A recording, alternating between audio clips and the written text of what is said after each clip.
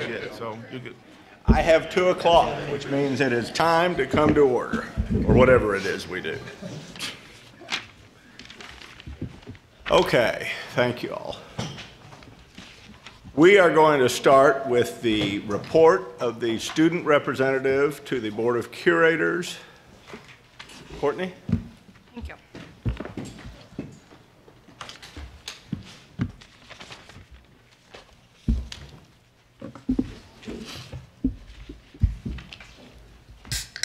Thank you, Chairman Steelman.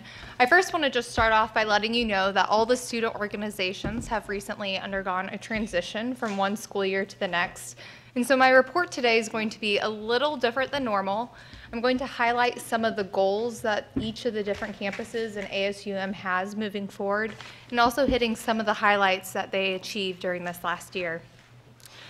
So first, I wanted to talk about Mizzou's campus since it is a hosting campus. MSA has, or is currently helping with the summer welcome for incoming freshmen, and they have actually created a new freshman council. And the idea of this freshman council is to recruit members of the freshman community who may be interested in serving later in the student government, and to try to build that affinity earlier on in their education. During this time, that freshman council would be oriented to the campus policies, procedures, and different administrators. Further, this group of students would be encouraged to be advocates for Mizzou's campus. MSA's executive branch is currently working towards fulfilling campaign promises in this next upcoming year. In fact, last year's administration left a portion of their budget open so that the new leadership could start new initiatives right off the bat.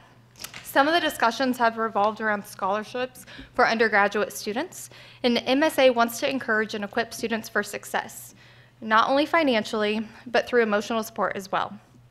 Lastly, upcoming this July, the MSA president and vice president will be traveling and attending to the SEC Exchange. During this conference, MSA will have the opportunity to discuss and learn from other SEC student governments. GPC, which is the graduate student organization here on campus, has been working on mostly internal planning since the new board has been voted in. As you may remember, last year, GPC and the MU Graduate Student Organization, GSA, united into one organization to better serve the needs of their constituents. As a result, GSA's operations are now housed under the GPC's newly created Director of Professional Development. In addition, last year, GPC created 6 new assistant director positions to assist the executive board with narrow tasks to increase efficiency. GPC has also created a data analyst position to assist them in the Office of Graduate Studies with processing data gathered from student feedback surveys. This year, GPC has been focusing on bylaws and constitutional updates to increase efficiency and clarity for internal processes due to last year's changes. They're also going to be appointing an assistant director, and a position of data analyst is currently open for applications, and they're clearing up some errors in the language that they noticed when they were going through the new constitution and bylaws. Additionally, GPC is in the process of planning both its social and professional development event series. Especially of interest is the Director of Professional Development's role in working with the Office of Graduate Studies on a graduate and professional career fair. They would also be helping as well in university-wide graduate professional individual development plans, or IDPs. So I really look forward to the board learning about more of those in this upcoming school year. In summary, GPC is working on streamlining and clarifying the processes and programs that they already offer to graduate and professional students, and they're in the process of developing brand new programs as well. Now moving next to UMKC, the first 4 goals of UMKC's Student Government Association, SGA, can be summarized under the phrase culture change. UMKC's SGA hopes most of this will be changed due to the robust plans that SGA has in place. UMKC's SGA goals are very much centered to students. Student success is not something that the administration should have to worry about or put in the forefront of their agenda, and so their idea is something to the fact that UMKC SGA would be truly committed to and is working with the administration to achieve it. So UMKC's SGA believes that there are 4 core values to be instrumental to their vision of success in the plan for this upcoming academic year. First, they would like to increase their presence on campus. Secondly, they would like to increase student involvement. Third, they would like to boost the senator involvement. And fourth, they would like to enable organizations and clubs to operate with more ease. UMKC SGA believes that these core values will not only be a force for change in UMKC, but in workplaces and communities around the Kansas City area. They believe that the change starts somewhere, and it's UMKC's SGA that believes it is going to starting with them. Moving next to S&T. S&T's goals for the year will center around improving their mental health climate. And I know this is something that we have discussed over the past few board meetings, and I'm very excited that it's one of their core initiatives moving into the next year. The new president of the student body is working with their counseling services and vice chancellor of the student affairs to develop workshops that student organizations can host to help the organization be a better resource for their peers and themselves when it comes to addressing stress, depression, and other mental health problems that occur on S&T's campus. S&T also is looking forward to the search committee for a permanent chancellor, and they hope and expect to be heavily involved with this process come September. Moving next to UMSL. UMSL has approximately 3 goals that they are really striving to look forward and achieve in this upcoming year. The first one of these is a restructure of their entire SGA to better represent students on campus and grow as an organization. For the past 20 years, UMSL's student government has been trying to achieve a change and restructure, but they believe that the headway that was made last year puts them in a very good position for this upcoming year to make sure that it's the most efficient for their students. Secondly, the UMSL campus wants to find a way for EBT and SNAP eligible students to use their benefits on campus so that they don't go hungry on campus. So this might involve changes in how the bookstore is run or how it would rise up to a system level. This issue has been brought to the attention of the administration, and plans are beginning to be thought out across the campus on how everyone can be involved to help with the situation. A significant portion of the UMSL students' population come from families that live below the poverty line, and many of the students also have families. Allowing this access would mean that those students would no longer have to spend money that could be going to pay utilities, rent, and the cost of their education while they are trying to better their lives through higher education. Lastly, UMSL would like to see an increased involvement of students as staff in UMSL's governance, i.e. increased shared governance on campus. They're looking into some research now, and in general over the summer, and specifically focusing on what the students' involvement looks like at other institutions. This grew out of their university assembly, which contains representation from faculty senate, student government, and staff association. Students and staff combined have 16 votes in that organization, and faculty have 39. So on any issue that arises, they're instantly in the minority of voting rights. And this has become a campus-wide effort with faculty and staff supporting student research, and the topic has been brought up in various committees on how they can increase that student input. Last but not least, I want to talk a little about ASUM and what they accomplished this past legislative year. They had 3 top legislative priorities, and all 3 of them are awaiting Governor Parsons' signature. The first bill requires Missouri public 4-year universities to report compliance with standards relating to student mental health services. While not mandating universities to comply with these standards, ASUM hopes that this will increase awareness about shortcomings of existing standards and provide a benchmark for which to measure improvement. Their second bill that passed requires that Missouri public schools providing a sexual education curriculum include in that curriculum materials relating to consent, sexual violence, and sexual harassment. Addressing these issues through education before students ever attend college can help prevent the epidemic of sexual assaults on college campuses. And the third bill that passed creates a funding mechanism for the Science, Technology, Engineering, and Mathematics Fund that was created in 2012 in a joint effort by ASUM and the university. This bill creates initiatives for employers hiring current STEM students or recent graduates by allowing them to reallocate up to $10,000 of their state tax liabilities to the STEM fund, which then goes towards scholarships and youth programs for K through 12 students for an annual total of $200,000. Also, ASUM completed its system-wide survey in April and received approximately 5,500 responses. They plan to be sharing this information with Dr. Choi and will make a survey report available on their website. ASUM encourages the board to review the survey and to get a sense of where the students stand on a variety of issues to guide policy decisions. ASUM also had a task force on mental health issues in higher education.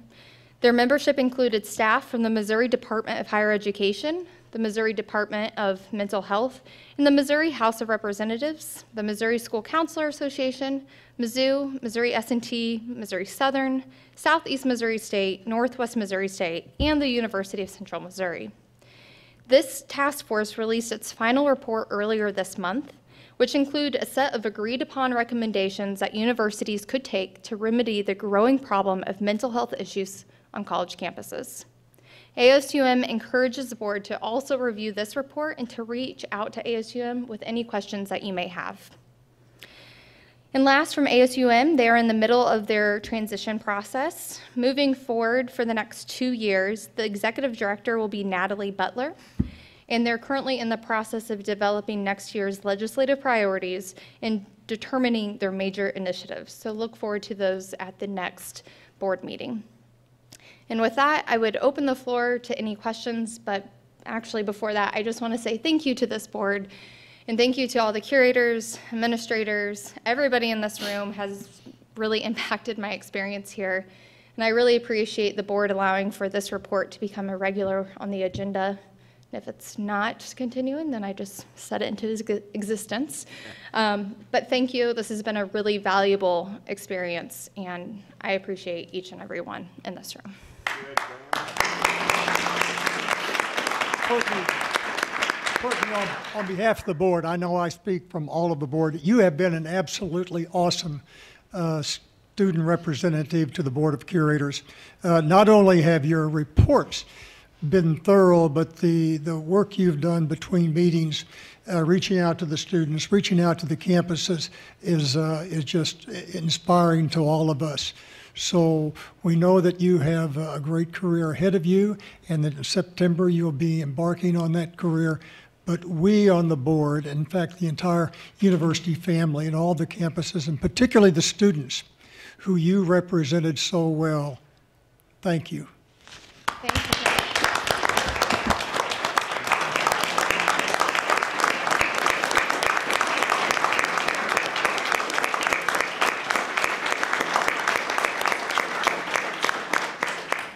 I didn't wear waterproof mascara, so thank you. Courtney, I have a question, but I'll ask it later. So. We do not have a Thank you, Courtney. You know, it goes without saying because I'm biased, but you've been great. Okay, has everybody had a chance to look at the consent agenda? Are there any questions on the consent agenda? If not, could I have a motion to pass the consent agenda? So moved. Second. All right, all in favor say aye. Aye. Aye. Opposed? Any abstentions? Motion carries. Now, before we go to the Finance Committee, I have an introduction as Courtney is saying a potential goodbye. We have a greeting to make. We have the new Chancellor of UMKC with us for the first meeting today. Dr. Molly Agrawal. If you haven't met him, I encourage you to. He's an outstanding individual. He's got very entrepreneurial and great ideas. And Dr. Agrawal, we are very grateful to have you with us, and thank you.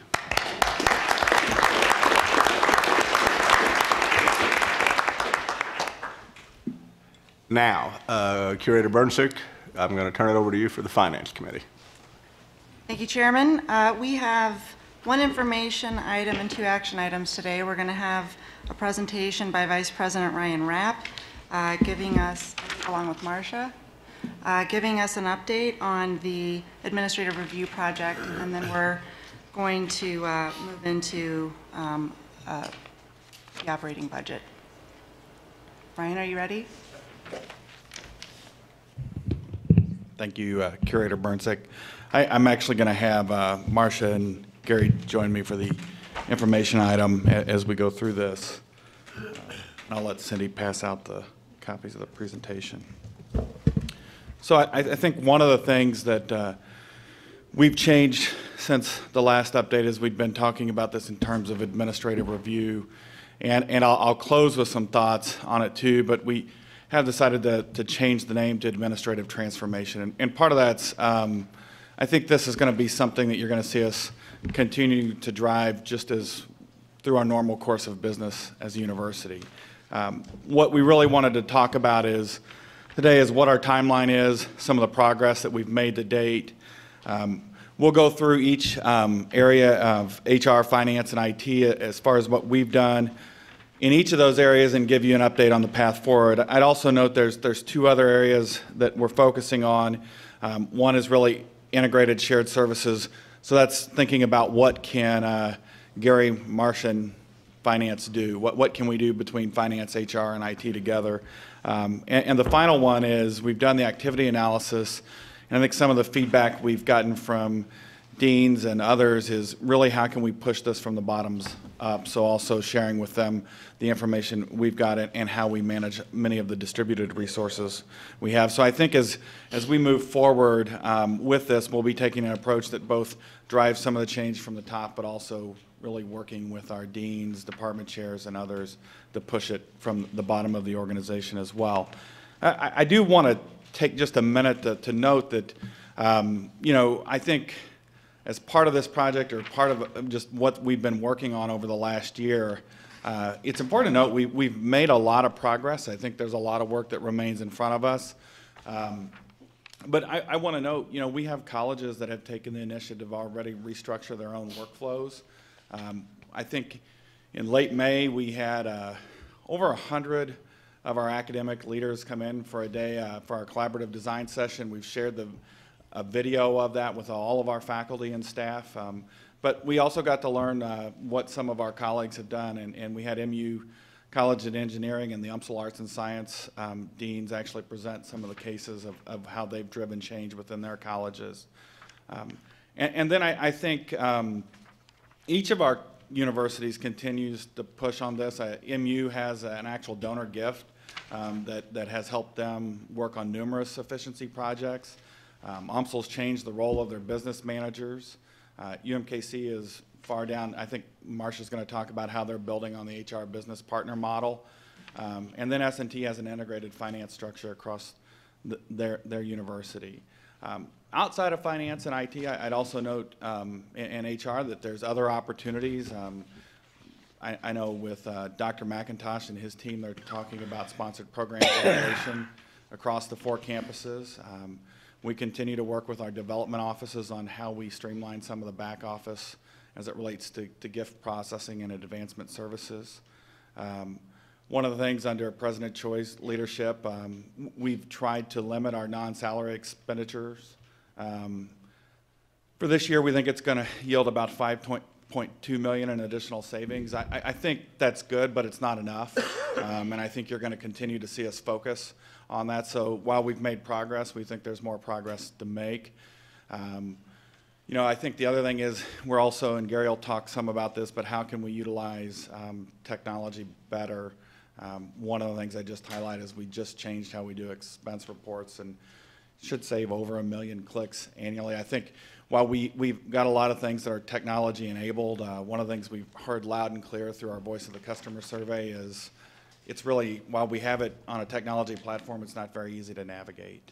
And then this really wasn't an output of the activity analysis, but just when we measured where we were at as an organization in February when we did the activity analysis, and then when we butt that up to where we ended with the budget process, there were 384 positions. And this doesn't mean individuals, some of these were vacant positions that were eliminated, totaling over 17 million. So I just wanted to take that to highlight that we are making progress. There's a lot more progress that we need to continue to make. This is just kind of highlighting where we've been and where we're planning to go. I think we did the initial assessment in the fall of 2017. This winter we did the activity analysis with all of our staff. And then we've been working on the functional design for finance, HR, and IT, and we've been collaborating with our academic leaders. Now it's really moving into the transformation of how we deliver finance, HR, and IT. So I'm not going to read this to you, but this just gives you an idea of what I just said. I think it's important to remember why we're doing this. And there's really three primary reasons we're doing it. One is we want to drive more resources directly to the mission. Two, we actually think it provides better career paths for our staff over time. And also, it really gets down to we can deliver better service than we do today. So I think those are the three primary reasons when someone says, why are we doing this? Well, we want to direct more resources towards the academic mission. We need to streamline the interactions that finance, HR, and IT have with the organization, but also improve those interactions. And we do believe for the staff, it will actually be a better organization for them to be a part of than what we have today. Before I jump into kind of each of the functional areas, I've touched on this at the opening. There are two areas where we see cross-functional work.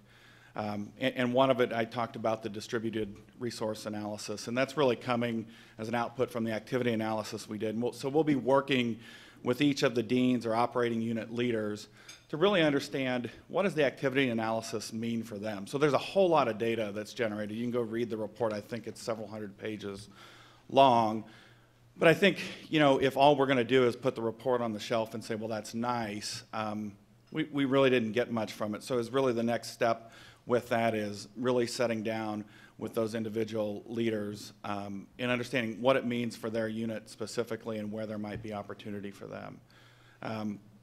Then the second piece I'll touch on is really where, for what's already in the finance organization, the HR organization, and the IT organization, how do we work better so when people have problems or issues with our services that they're not confused on where to go in the organization. You know, I think right now if you have it would be nice to say that, well, if you had a finance question, you know, this is where you can go. Well, many times it might be an HR issue or a finance issue, and it's just not easy to navigate. I mean, I think I could tell someone where to go, but to expect our faculty or people that don't interact with this at all times to know exactly where to go. So part of it is really for us to think about how we make that feel like it's a seamless interaction. This kind of gives you the timeline, and this is really the priority areas that we identified that we wanted to focus on through the collaborative design session, and we'll go through each one of these in detail. For finance, procure to pay, it stuck out like a sore thumb when we looked at the activity analysis, and when I say it stuck out like a sore thumb, we spend a lot of centralized resources on buying and acquiring goods and services. We also spend a lot of distributed resources on buying and acquiring goods and services. So rethinking that, and then we'll talk about financial performance and accountability.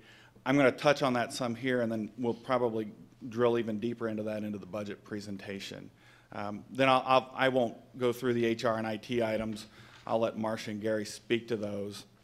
But we've already agreed that these are the primary work streams we're going to focus on. And now what we're really working on is building the detailed design underneath those. Then in August, we'll be vetting those different models with our academic leaders across the system. So for finance, I think we're really thinking about it in terms of, I think of there's strategic finance, and then there's the transactional work that we have to do. The work that we're doing around financial performance and accountability is really the strategic component of that. And I will say, if I could pick just one piece when we think about the $160 million chart we've shown that we've got to solve for over the next 5 years, getting financial performance and accountability, getting that done will do more for us than anything the rest of this might deliver, because I think getting that model in place will help us solve the entire challenge. The other things that we're talking about are certainly important. They have the ability to deliver cost savings to the university, but I think the financial accountability and performance model will have the ability to not only generate cost savings, it should help us grow our revenue, drive investment, and increase productivity. Then the other piece is on the transactional side. We picked procure to pay because it's where our largest amount of spend and resources are dedicated. So those really are the areas that we're focusing over the near term. With that, I'll turn it over to Marcia, and when we get done, we'll be available for any questions.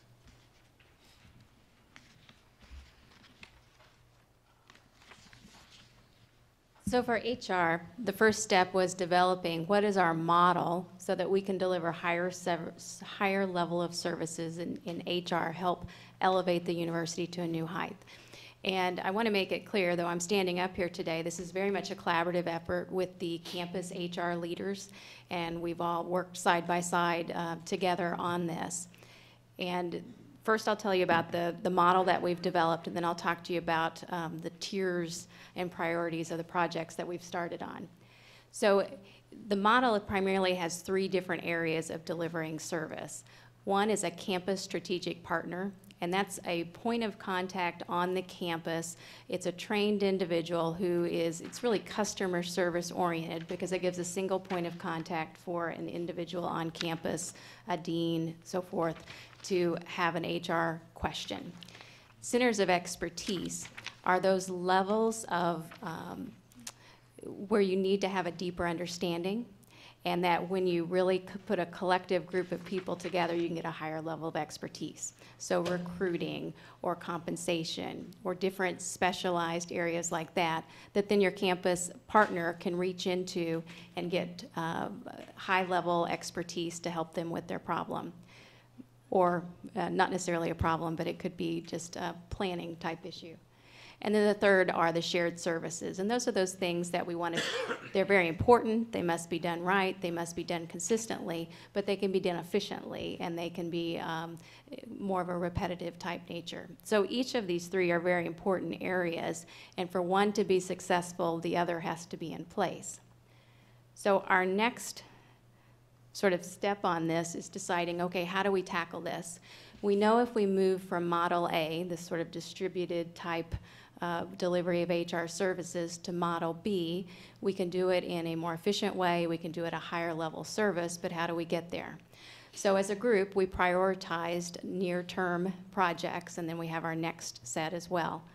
So first, we've already accomplished number 2, in that we've had meetings where we've developed what does that campus HR role look like. And part of that is defining what they do and what they don't do. Sometimes when we put a person in a position as being a point of contact, if you want them to get to the higher level of services, workforce analytics, helping target training, things like that, you have to remove from their plate some of those transactional type things, because otherwise they get bogged down in the churn of the daily work. So part of it's defining what will they do, and part of it's defining what will they stop doing, and who will do the work that they are stopped doing. So we've had several sessions on that. That's been completed, and some estimates of what kind of numbers would be needed on the campus and how that would be staffed. So the next step that we moved to, and we had a virtual meeting just last week, was a task force starting out with core HR groups of developing onboarding and recruiting. And this is a look at how can we, on a system-wide basis, have some parameters on how we do recruiting and onboarding. And this small group is meeting next week to start that process. And we recognize that this will be a very collaborative approach, and we'll need expertise from the academic side of the house, the diversity, equity, inclusion. There'll be many partners along the way that we'll pull in, and this will be vetted more after we get the development stage of that. And then finally, we're talking about how do we organize HR across system-wide. If we want to deliver these services, as we talk about training and development or recruiting, we know we can't afford to build up all of these functions on each of the campuses or at the system. But we do think if we leverage our resources, leverage our talent, leverage our people system-wide in a way where that we can. And so that's part of the other conversation that's going on now, is how do we do that? How do we collaborate together, and how do we deliver those services? So it's exciting. We've already kind of got our next tier. Hasn't been finalized yet, but the next 5 projects are on deck as well. And there's a lot of opportunities in HR, and we think there's a lot of things that we can do to help elevate the university. And it's every 6 to 8 weeks we're picking something, we're improving it, we're getting it done, and then we're moving to the next project. So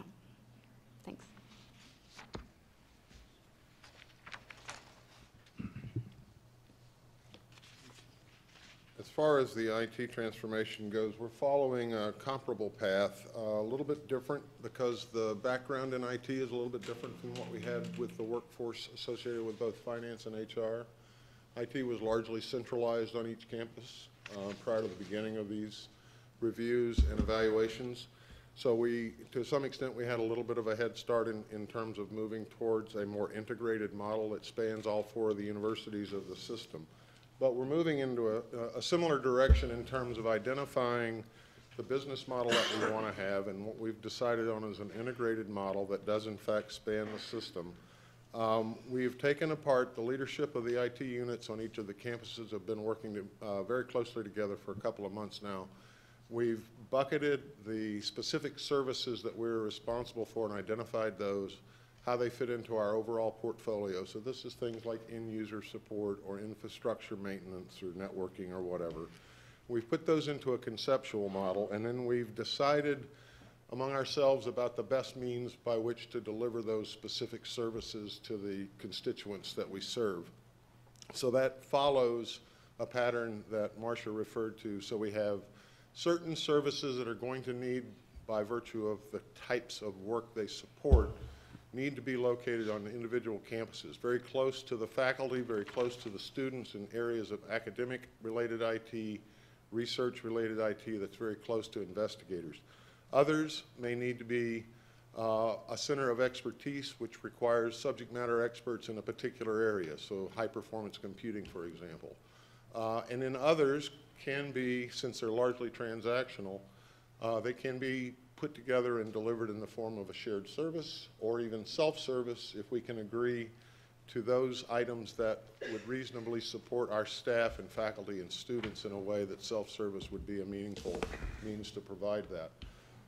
So the way that we get there is to, the way we save money on this and become more efficient and become more valuable in terms of the services is pretty well defined in the IT space.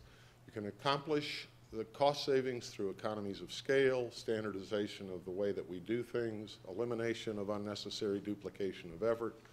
We've had practice with that for a number of years, and this last effort has just added additional impetus to the work that we'd already been doing. So now we're in the place where we're starting to look at the implementation models, and the near-term focus for us is on this slide. We have already prioritized the services that we're going to put at the top of our renovation list, if you will. A number of those projects pre-existed prior to the administrative review process. We're putting those into buckets as to when we can get working on those, when we might be able to accomplish those, and then develop a longer-term roadmap for the entirety of the IT service portfolio. We are too, like Marcia, working on organizational design and governance, so we've had a couple of meetings already in that regard, developing strategies that will be deployed for how we govern both inside the IT organization and then also across the entirety of the system as we interface with the users that are dependent upon our services to accomplish the actual missions. I should point out that we're going to be a very important partner to the cross-functional areas, because many of the things that need to happen in HR or in finance are actually dependent upon technology deployments or innovations that are not currently in place. There's scarcely anything that doesn't depend on an IT solution one way or another. So we're going to be heavily involved in cooperating with the other groups, the other functional groups in the system as we go forward with this. So I think with that overview, I guess we can open it up for. We got a few more. Oh, well, right. just I think just the last note is kind of the fifth piece we've added to this is really a focus on change management and communications. And I think the collaborative design session, when we invited a large group in, kicked that off, and then the follow-up video that President Choi and our campus colleagues participated in that was shared with all faculty and staff. We're asking them for input as we move through this. So I think you're going to see that we're going to have a very intentional strategy around that as we move through this. I also think we're trying to avoid thinking of this as really a cost-cutting exercise or just solely a play on efficiency. And I say that because that approach really implies that there's an end to what's going on here. And what we're really trying to do is transform how we deliver these services. And I think if we're willing to take a long-term sustainable approach to this, it can have a lasting impact. When we reflect on why has this failed in the past, I think at times we've taken a too short a term of view of this, and it ends up collapsing, and then also we haven't been able to get alignment across the campuses on what we're going to do. And I think that's what I'm really excited about, is I think we've set that up well, because I think I could invite any of the CFOs up here to speak to this, and you know, I'm not sure you'd realize if it was anyone different up here talking about it. So it is something we're continually working on. But with that, Marcia, Gary, I'd be happy to answer any questions. Ryan, I feel like sometimes at these meetings, we're talking at such a high level, it's kind of difficult unless you've been involved in the process to understand what we're saying. Mm-hmm. Can you give an example, or maybe Marcia, any of you, on when you're talking about self-use services, what you mean? Sure, I can give the example. One possibility that we are being encouraged to investigate and determine is the ability for us to provide self-service or remote services for help desk calls. If you don't have to personally involve a phone call or have a phone call routed from one recipient to another recipient based on the nature of the call, you can either provide remote support, or you can provide self-service types of help in the forms of knowledge bases, quick links, more additional information that might be online for the individual end user to get the answers to the questions that they need without having to necessarily either have a phone conversation with another human, or to have, in the case of IT, have desk-side support, can remotely support computer fleets fairly easily these days, if you have the framework set up and the standards in place to justify that. Are we also talking about online, like intranet services within the university? Yeah, so I'd add, you know, and I think we've got to be careful, because, you know, self-service is a dangerous word for us to throw around, in the sense of, I think we've done a number of things with technology that I, you know, as administrators, we like to stand up here and say, yeah, it's self-service. I think if I asked any faculty or staff or deans that are sitting out, you know, I can give you the example. We have our travel reimbursement system.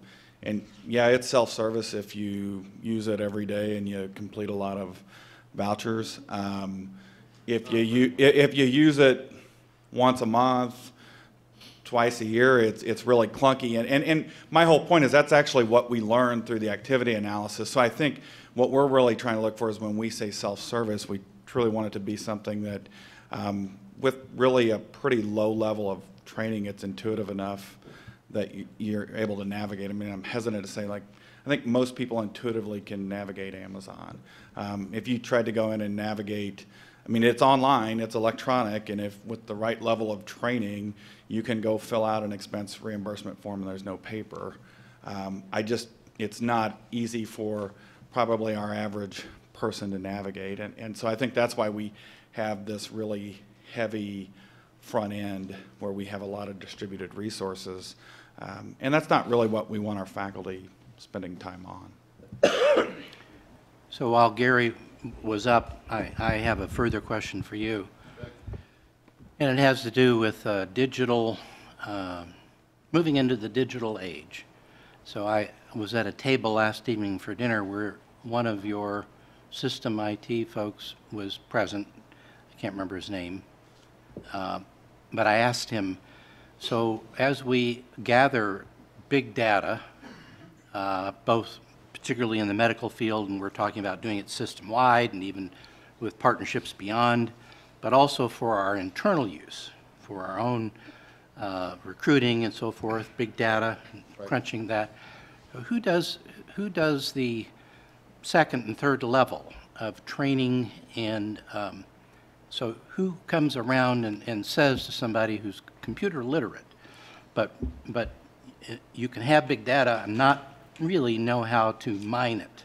Correct. And so his answer was, well, we have computer science within the engineering school. And I said, yeah, but do they really go around to the different departments, or the med school, and impart and mentor? And he ended up with the answer, well, it's actually done within the department, that you end up at a certain level where you're working with a professor and the professor is mentoring you and helping people who are maybe graduate students to reach to the next level. When you talked about having an integrated model, will there be services available from a system standpoint, so not by department or by college within a campus or by campus?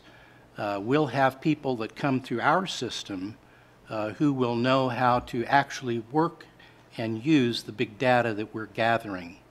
That's my question.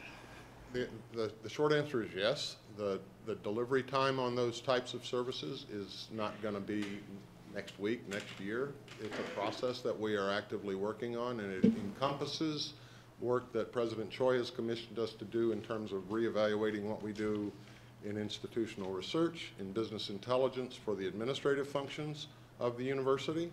Part of that will be dependent upon standardizing the data sets that are critical to making judgments out of those analytic efforts. So you need data that can be put together in a way such as to make reasonable comparisons possible. We have a lot of work to do to standardize the way that we use data across the entirety of the system, and that's something I'll be talking to you a little bit more about tomorrow, specifically in the student space. But the answer is yes.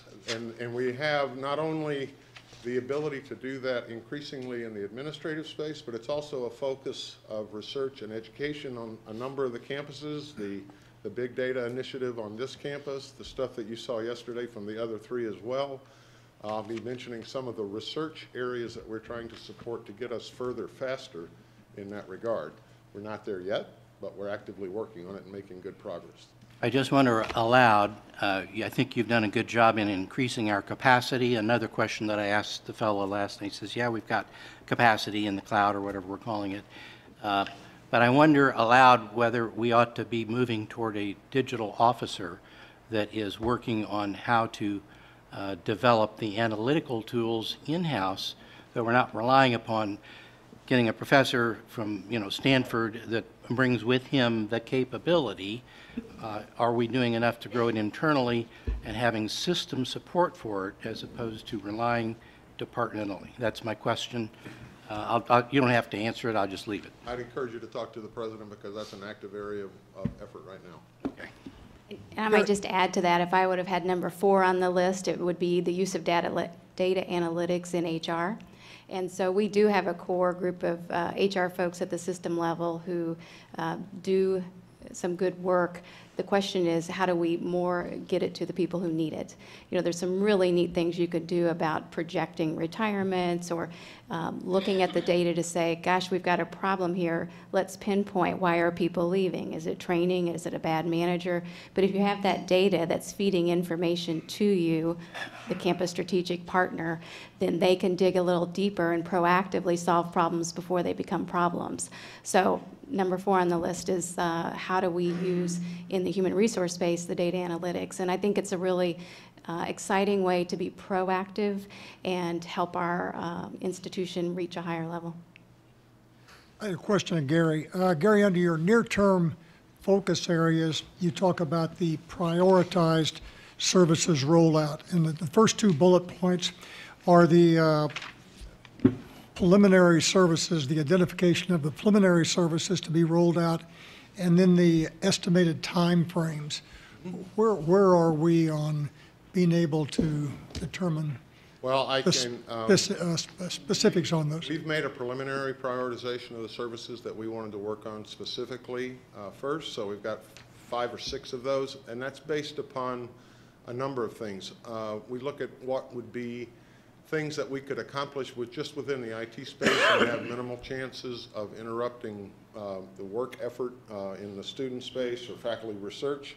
So we might be looking at things deeper in the technology stack, like infrastructure, places where we can claim a quick win, things that we have already started moving together about combined infrastructure and standardization. Things that would return an investment or a cost savings that could be immediately reinvested back into the mission. So that's the matrix of analysis that's going through. We're looking at all of the services, picking those that are going to be the easiest or the lowest hanging fruit, if you will, for us to be able to move quickly. And at the General Officers Development Session a couple of weeks ago, we were asked to come up with a first round of recommendations to present to those officers in the August timeframe. So we're going to be moving as quickly as we possibly can. And that work will also include timeframes? Yes. Oh, David's got a question. Yes. I was just getting ready to try to step in like you would and move us along on the schedule, because I realize we've only got a half hour left. I'm so sorry. Probably to Ryan and maybe to Marcia too. Obviously, this is a disruptive process, and by disruptive, I mean that in the best sense of the word. And we have to anticipate dislocations. We don't like talking about them. I can tell you I have reviewed the email responses for tomorrow's listening post and open mic session, and there are people out there who are concerned about their jobs. My question is, how are you communicating with those people? How are you communicating the dislocation and disruption possibility, and how are you also keeping people from being fearful who don't need to be fearful? Yeah, so I'll take a crack at it and then let Marcia add to probably what I'll miss. I think the first is, you know, what's driving us towards this and the pressures that we face, they'd exist and whether we were doing this or not. I think, you know, when we really engage with people around this and they understand why we're doing this, they certainly realize it's better than the alternative of just continuing to do what we've been doing. And I think, you know, when we meet with staff, I think the thing that we challenge everyone on is if you come to work every day and you add value to the university and you're willing to change, I think this is going to be a really good place for you to work. If you're not sure you're adding value, well, that may be a problem. And if you're not willing to change, that could be a problem. But I think if you can go home at night and resoundingly answer yes to both of those questions, you can feel good about the future here. And I know that's what I commonly share with people when I get that question, but I'll let Marcia add anything she might have. I think that's well said. I mean, I think the biggest thing is to be open and transparent and share information as honestly and as often as we can.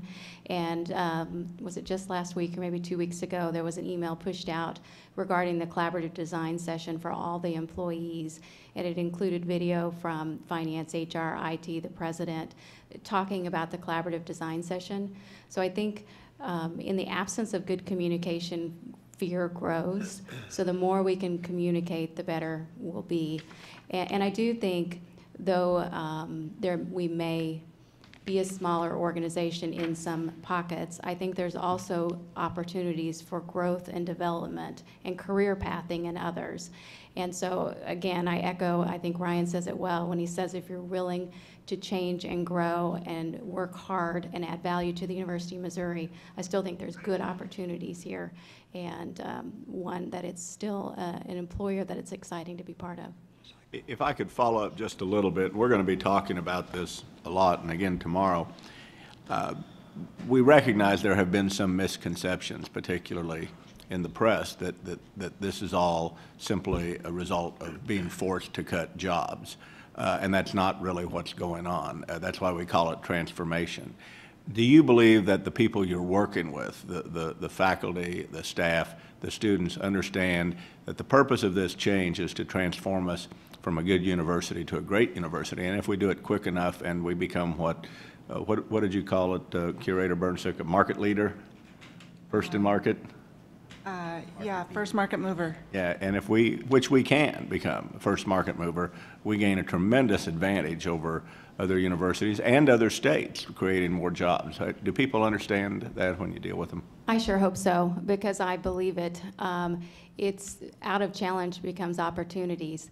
And I would say in my HR space that I live in, some of these things that we're talking about and doing now, people have talked about wanting it for 10 years. And so from this, we'll be able to do some things that are just flat out better. And because of that, we'll have better opportunities for people here. We'll have better growth at the university. But I do think it's challenging in these kinds of change management issues to communicate as much as we try. And I think part of this next stage, and this last stage that Ryan, or last slide that Ryan has put up, is us talking about how to better communicate that and you know, have through websites and communications and things like that. But I think when we talk about if people think this is just about saving money, the saying I always say, it's stepping over a dollar to pick up a dime, because what we're really doing is rising the university to a higher level. And who we are as a university are the people that make up the university. And if we can better support them, then that will make us better. Thank you. I think the university is very fortunate to have you and Ryan and Gary where you are at this time in our history. All right, if there are no further questions. Oh, I have more questions. I was waiting for you to go. I was just going to transition over to the operations budgets. But Are we out of time for this section? I don't mess with Curator Burns' schedule. Please, go ahead. Have we got time? Of course we have time for your question. Okay. This has to do with recruiting because, and I think you were speaking recruiting from an HR standpoint, and you said reduce the effort spent by department on recruiting. And are we doing that by taking it more out of the department or the college or the campus and taking it at system level? And I ask that because there are, people probably are attracted to different campuses for different reasons. Absolutely. And there are also different needs on different campuses. And I'll give an example. University of Missouri School of Medicine has recently done really well, both in faculty recruitment in minorities, particularly African American, and moreover students, which is not your area. UMKC has not. They have a different kind of diversity, but they're worse on African Americans, even though they shouldn't be. And when I asked the recruiting officer there, who happens to be African American, why not, he said, well, we don't have any travel budget, so we can't do recruiting off campus.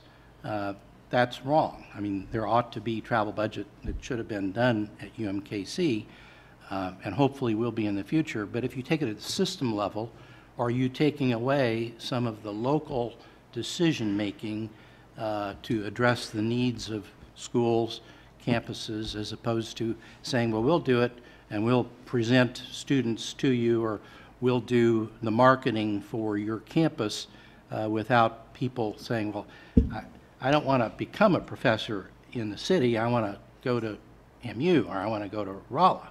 Yeah, so this is a great clarification. And I'll just say globally, one of the reasons why I think we've been so successful so far, and why I think ultimately we'll be successful in this project, is because this really is a collaborative effort between the system and all the campuses.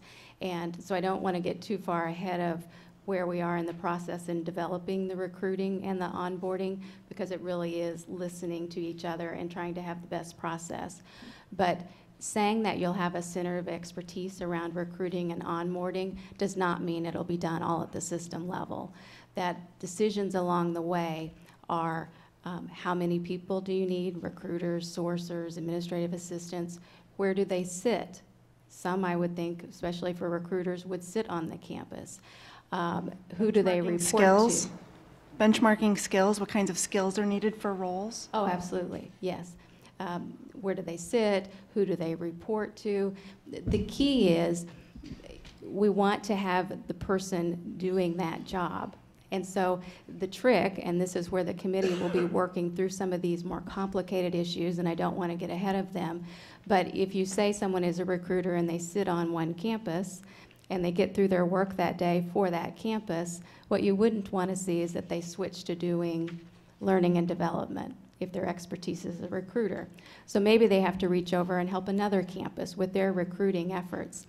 that's something different for us to think about as a system. And so there's things to think through, like reporting lines and budgets and things like that. So again, I just stress that this is not system telling what we'll do in this area, but it really is getting the key people with the knowledge, including the campuses, together to help us make these decisions. That's a really good answer. I appreciate it. I don't want Ryan to feel left out.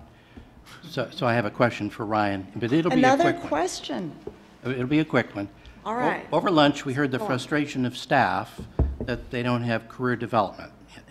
And it's a true frustration, particularly if you're always talking about across the board an average percent, and so really top performers or that increase their skills. You mentioned clear career paths for staffs, and someone used the term pathing. I think what they mean is career paths. Do we currently have career paths for staff, or are they clueless about where they can move and progress within the system, and we're simply saying we're going to make it clear and make sure you know how you can stay in the system? So the short answer to that is, I'm sure we haphazardly have it in pockets of the organization. Do we do it well? No. I think, you know, that's what I can just tell you from just within the finance organization, I think it's, you know, one of the areas that we see improvement is I think a business manager or fiscal officer is often viewed as a terminal role for someone here. And that, that's disappointing to me that they view that they get in that role, and maybe they are happy in that role for a period of time, but I would hope for others that they'd actually have the ability to move through the organization. And so that's when I talk about integrated finance, that's really what I'm talking about, is how do we have it so we have finance staff that realize they're part of a much larger team than the dean or department chair that they serve, and that they have the ability to move through the organization. That's not easily done now. I mean, yeah, they can go out and look and see what positions are posted. We're just not intentional in doing that. Sounds like there's a real desire for HR to provide that at all levels of staffing. It's on our list. All my questions. All right, thank you. I think we spent a little extra time on that subject, but I know it's an important one, as are all the topics, and I'm just afraid David's going to yell at me. So, Okay. Ryan, would you like to give us an overview of the fiscal year 2019 operating budget? Yes, and then we will be asking you to vote and approve on the FY19 budget. I think what I'll do is I'll go through the FY19 budget, and I think there's good news to report, but I also then want to have a discussion. We talked about financial performance, and then really thinking about what our path forward is, because I think while I think there's good news in this budget, I think there's a lot of opportunity for improvement as we move forward. So as you know, we've been on this annual budget cycle, and I think, you know, it's served us well over the years, but it's really been built around what are the resources we have, and then how are we going to go spend those resources. So just keep that in mind as we go through the presentation. This chart is the detail was in your materials. Our all funds, all in budget on the revenue side for this next year is $3.2 billion. I think it's important for us to remember that the health system is now over a third of that. You see MUHC at $1 billion, but by the time you factor in the patient service revenue with university physicians, they're actually pretty close to, I think, 1.2, 1.3 billion. So it continues to be a growing component of our budget. Ryan, can I jump in? Sure. Is that good or bad?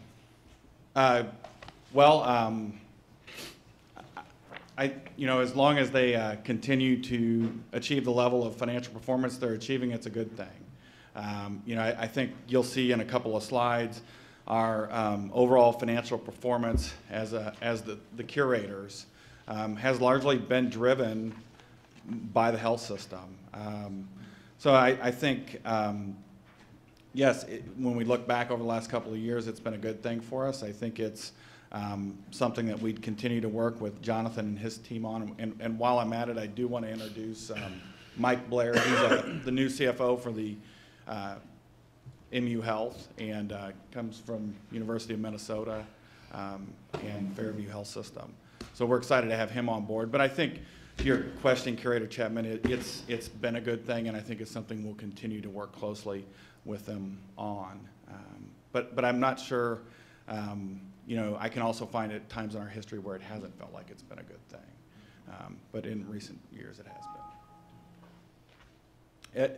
We're going to, today, as I talk about the 19 budget, I'm primarily going to focus on our operating fund.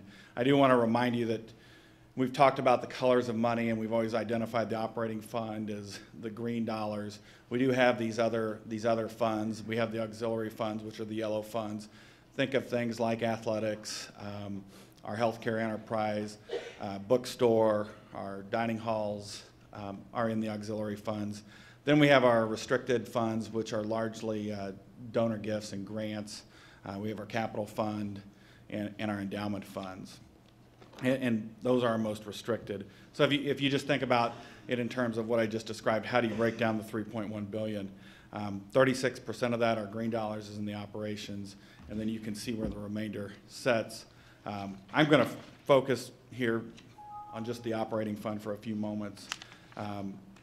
If we think about our operating fund and where we're budgeted, what you can see is we're basically presenting a break-even budget for the operating fund in totality. I think, you know, you could sit here and say, well, that's good that it's at break-even, and I think traditionally our ask has been just don't spend more than we give you, have a balanced budget.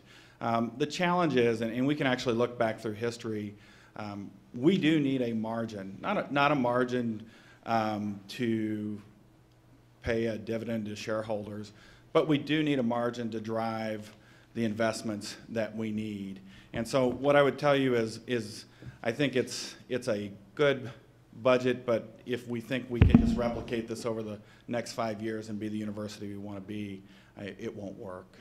Can you explain the real difference between the operating budget and the total funds, and why we're not looking at total? Yeah, and I think that's a really good question. I think this is historically how we've looked at it, and I think one of the things you're going to see us want to transition to is really a 5-year planning cycle and really look at just a bottom line approach where we put all of our funds into the mix and look at what our level of financial performance is going to be. I think this served us well probably when a lot of the money that we received was, I don't want to say given to us, but the state provided most of the funding, and then it was just a matter of where we're going to deploy those funds and then don't spend any more than we give you. I think the mindset that we have to adopt moving forward will be much more about not balancing your budget or spending more than we give you, but what's the level of financial performance that we need to achieve to do the things we want, and then how do we build in accountability to that? We've talked about the $160 million challenge. If we look at what we did through the 19 budget process, we closed $60 million of that gap through this process. Now, I'll explain kind of what closed that on this slide. So our 2019 projection from the $160 million chart was that we'd be down $56.9 million. Well, what allowed us to climb out of that? One is we had tuition changes that were $13.2 million better than we'd built into that projection. And then we had $24.2 in state appropriations that was higher than we had built into the projection. We had $8.6 less in compensation than we had built into it. And then our other expenses were reduced by $12.9, which brings us basically back to a $2 million surplus. $2 million, absolutely, it's a big number, but if you think of $2 million in the context of a $1.3 billion operating fund budget, that's a really small number. So Ryan, of these different key drivers, which are the most targeted and likely to lead to sustainable change?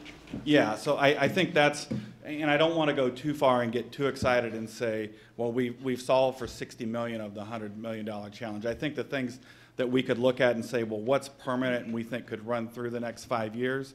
The 13.2 in tuition change we think is one that would be with us over those next 5 years, and we think the 8.6 on compensation would be with us. The 24.2, that's just better than what we'd anticipated from the state, and I feel very good about where we're currently at with the state, but even with the strong relationships we have, just like we do, the state has difficult choices they have to make. So I don't feel as good as saying that's something we'd want to pull in permanently over the next 5 years. And then I touched on it in the previous presentation with kind of our non-personnel spend.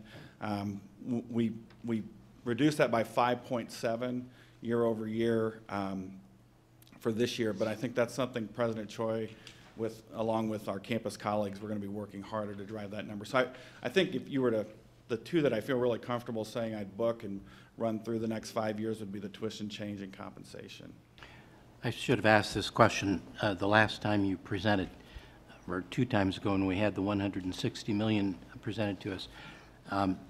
Is that the campus operating budget we're looking at without the MU Health, without extension? Yeah. So we're looking at 2/3 operating, and the MU Health isn't what we're now talking about. Correct. What we're talking about with this chart is just our 4 universities and the system budget. Right. In the operating fund. That may have been obvious. Well, no, I think it's a good question. And that's really, as we talk about what we want to change going forward, I'd rather just talk about the $3.2 billion in total rather than just focusing on the operating fund. So that also assumes that the hospital performs the way it's performing. No, so you'll see in a couple of charts, I think when we look at where we think we're going to end up overall, and we're saying roughly break even, well, when you layer in the hospital, we think we'll end up probably 70, 80 million. The 2 biggest things that have driven our financial performance up have been the performance of the hospital and investment income. And I think, the hospital, we want to continue to perform at the level it's performing in investment income. I hope Tom's listening. I hope it continues to perform at the level it is, but I think the think we're going to continue to see the same returns that we have probably isn't going to hold true over the next 2 years. Can I, Madam Chairman, talking about the state appropriation, and I think this is another important point because, again, we've seen misconceptions that some of what we are doing regarding our budget are because of somehow related to 2015, which is just not factually accurate. Part of it is because state appropriations, no matter how supportive the General Assembly and the governor are, this was filled with one-time money this year. And so we're being smart and proactive and understanding we have to make changes because of the fiscal condition of the state and the other demands on their money, correct? Correct, absolutely. And I will say one other thing. I believe that we are ahead of not only the other universities in the state, but ahead of many other institutions of higher education throughout the country in recognizing this and acting on this. And that's part also of the transformation. Yeah. And I think that leads nicely to kind of the next part of this discussion. And I truly do believe we're ahead. I think if I polled my fellow CFOs, if we went across the country and said who's talking about this, I don't think there's a lot that are talking in the way we are about financial performance. Really, when we think about it, the focus is getting out of an annual planning cycle and really thinking about not how are we going to allocate resources and how are we going to spend those, but what's the level of financial performance that we need to achieve to do the things we want. And that's really a shared accountability between finance and your campus leaders, deans. It's got to be shared between academic leadership and finance. I think we've talked a lot about, I didn't put the chart in here because I felt like I've shown it too many times, but the chart that shows kind of the 4 areas that we need to deliver on, which is revenue growth, cost management, resource allocation, and productivity. We've got to be able to move all of those. I think, though, as we think about how do we want to get out of what feels like a painful budget cycle, one is it's moving to metric-based performance, but you're going to hear a lot in this presentation about we also have to find a way to grow our revenue. I think when you think about whether it's successful universities or any successful organization, they are growing their revenue. It's going to be a painful place if we can't find ways to grow, if we can't move that green line up the chart. We want to be able to at least grow revenues, faster than inflation. And when we take the health system out of that equation, we haven't been doing that. And so I think that's, we cannot let up on the cost management things that we're doing. But I think the next big challenge for us to think about is how are we going to grow our revenue? And Ryan, as we do this, your administrative review, have you projected how much in costs we'll be able to save, per year for the next few years? Yeah, I could specifically, I think, so that red line we know we're going to bend down. Okay. I think, but when we're thinking about a $160 million challenge, realistically, the cost side can probably deliver between 50 to 70 million of that. And my whole point is if you're asking it to deliver more than that, it's going to feel, that's going to be hard enough. If it's just a cutting exercise, it's going to feel really painful. Can I ask you, why is that expense line making such a drastic jump there? I don't understand that. Yeah, so it's really just growing at the rate of inflation. And keep in mind, this was a base case. So you can actually see part of it is, what we had projected for 2019 when you go back to the $160 million chart was higher. Mm-hmm. And through the work that the campuses have done, they were able to bring those expenses down. I think that the problem is we're spending so much time thinking about how do we manage our cost structure through this annual process, and it works. I mean, it works in the sense of, yes, we get to a balanced budget, but we're not really thinking about what do we need to be doing in the future. And I know I've talked with some of the CFOs about this. It feels like we're just really muscling and grinding this out. And that's not where we want to be as an organization. So I think it's just shifting the mindset from saying, how do we solely manage our cost to what's the margins that we need to make the investments that we want. And so as we think about it, revenue, it's really got to frame how we think about our decision making. And I think part of that's because our streams are shifting. It's largely students and families now driving our revenue. And the question is, how much additional capacity is there, and where else might we go for revenue growth? So where's the innovation going to come to support that revenue growth? And I think that's a conversation that with President Choi and the chancellors and others, we need to be constantly having about what are those new opportunities for revenue growth. Are there additional markets that we can be in?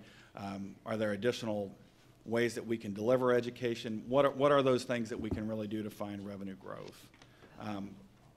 This really speaks to, I think this is the slide that I view as most critical.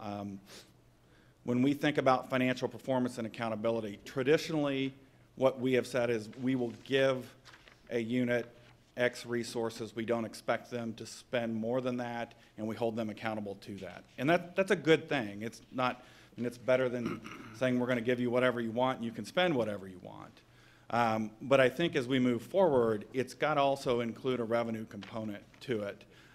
And my point being is, to build this out, it will actually take some time.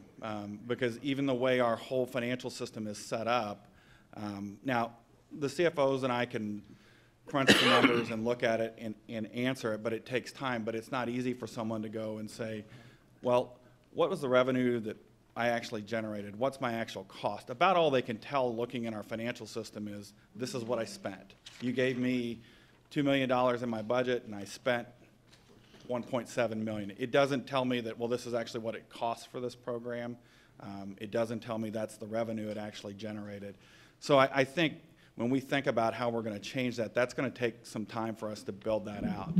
So when I talk about performance metrics, well, what am I talking about? I'm not talking about a whole lot of different performance metrics. We're really just thinking about how, part of it is we said, well, how do the rating agencies look at us? They tend to look at our operating margin, revenue growth, and then just to make sure that we're not generating positive returns on the income statement, they want to make sure that we're actually maintaining our balance sheet and what's our cash position look like. Keep in mind, these charts I'm showing you are on a consolidated basis, so it includes our health system. If I took the health system off this chart, which I could do, the operating margin and the revenue growth would basically be at zero. And I think that's the real challenge. for our 4 universities is where are we going to find operating margin and where are we going to find revenue growth. We can find some margin on the cost side, but I don't think we can find the margins that we need. And if, I think, Rhonda, I know I've seen the chart. She can go back over the history, at least for MU, of what their margins have been over their history. And if you look at that, you can tell you definitely need a margin to be able to make the investments we need. So if we want to do something with faculty salaries, we've got to be able to find margin. So Ryan, does this change the timing of the budget creation? I know it's at a set time every year. Yeah, I don't think it changes the timing. I think it changes the approach. And I think it's also not thinking of it in terms of just what's a 1-year plan, but what does a 5-year plan look like? I understand the back end of that plan isn't always going to be as good as the first couple of years in it, but it's really trying to say, where do we want to perform and how are we going to get there, and then testing the assumptions that are in there, and are those good assumptions? And that'll take, I mean, I think that'll take time, and that's going to be something that we have to engage in at the system, at the campus level, all the way down to the college level. So always operating within that 5-year framework. Yeah. Thinking about how it affects Yep. the longer term. Very well. Ryan, the Supreme Court ruled today that states can start collecting online sales tax. So you would think that that would help appropriations, which in turn could help us. But I guess, obviously, I don't expect you to know that now, but I wonder Yeah. if July you can. Yeah, we could give you an update on July. And I think there's always an opportunity for us to make the case for investment from the state. But I think we should also kind of march forward with our own plan. And, you know, I think where the state sees value in what we're doing, I think the dollars would be willing to follow. But yeah, I think, you know, that's kind of that near-term focus I have of we're always watching the state's budget because it can impact us very directly pretty quickly. So as we think about just kind of how would we do this and how would we move to this, I think the expectation, and we've discussed this in several settings, but we'd really look for the board and the finance committee to set targets for financial performance. So we would work with the finance committee to understand what do you want those targets to be on the previous slides. And then the president and I would work with our campus colleagues to understand, well, what are the targets then that we need the universities and the health system to hit? And then we'd expect that to cascade down through the organization where the chancellor and university CFO would set targets for their different units. Understanding that the targets are going to vary, but our whole goal is to achieve an overall set of financial performance. And that it would be over a 5-year plan. And I think when we think about, well, what is the board's role in this? And I really do want to engage around a discussion around this. I think the board's role is largely to hold myself and the president accountable for the overall performance, and then support the decisions that we make to achieve those targets, and really use accountability as a lever for the action. And then challenging us as an organization to change and grow. As far as the implementation of the model, through this next fiscal year, we'd like to really work. If you said, let's go do this today, I would tell you we don't have the infrastructure in place to do it. So really what we'd like to be able to do is build it out over this next year, do a trial run in it, and hopefully be in a position by 2020 to actually have the model in place. And then I mean, I think it's one of those where you put it in place and then you're going to continue to improve upon it. So Ryan, you say stay at the right level and use accountability. What do you mean by that? How deeply into the organization should we be monitoring? I think, you know, I think that's something that we'd want to really work. I mean, so to your question of earlier, I think that's something really over FY19 we'd want to work closely with the finance committee on what that looks like. I think at a minimum it's across the entire organization, probably understanding a level beneath that, what that looks like. I think the key is, are we going to be serious about accountability? And are we really going to hold each other accountable when we don't meet the targets? And understanding that there always can be extenuating circumstances, but I think that gets us out of this mindset of just living within your budget, but what can I actually do to meet that? And I think that's what will push us. I think a model like this inherently will drive us to try to find revenue growth. And with Ryan's support, I will be meeting with each of the campus CFOs over the summer, so I'll report back to the board after those meetings. The initial calls have all gone well. How else can the full board support this endeavor? Well, I think one of the things would be as we build this in FY19 to continue to work with you as the finance chair and work with the finance committee to really put some specifics around what would the board's role be in this. I think that would be very helpful. Are there any questions for Ryan? I'll just, a couple of just, I'm not going to belabor this because I've talked a lot about growing our revenue. I think, you know, it's just one of those things that getting outside of our comfort zone and really pushing us to say where are we going to find revenue growth is going to be critical. So Ryan, it sounds like when we talk about growing revenue, this is tuition dollars, right? Is that the primary focus of growing revenue when we talk about that? Well, I think that's one strategy. Okay. I think we've got to understand, though, what are the limitations of that strategy. That's right. You know, I think I sit here and we talk traditionally, there's three primary drivers of revenue for us. It's state support, tuition, and enrollment. I think we would want to maximize our enrollments within our current cost structure. And that's probably an opportunity, at least on a couple of our campuses, that we can pursue and are pursuing. But that's probably not enough. We can think about tuition pricing. There's probably a little bit there, but I'll be honest, I think we're going to increase tuition much beyond inflation consistently. It's going to be really hard because there's just market forces. We're going to be in a pretty competitive environment. So I think the other question is, gets to what are the other markets that we're not playing in? I know there's discussions around, well, what are we doing in online? What are we doing in terms of kind of the non-traditional model, looking for non-traditional students, pathways? I'm sorry. I hate to play traffic cop, but we're at 3:20 now. Is that okay? Oh, sure. Curator Burnsick, I think if you'd ask for a motion. See, I knew I'd get in trouble. If I let this just go on, I'm going to have to, you know, really enforce these questions and the limitations of time that, Can I say that I the have no chairman's given questions me. then? Well, with the committee, is the committee willing to offer up a motion in favor of approving the 2019 operating budget as presented by Ryan? Do So moved. you have a second? Second. Everyone in favor, say aye. Any opposed or abstentions? I believe the motion is carried for... You have a motion for the full board? I do. So moved. Second? Second. And the motion before the board is the approval of the 2019 operating budget. All in favor? Aye. Aye. Opposed?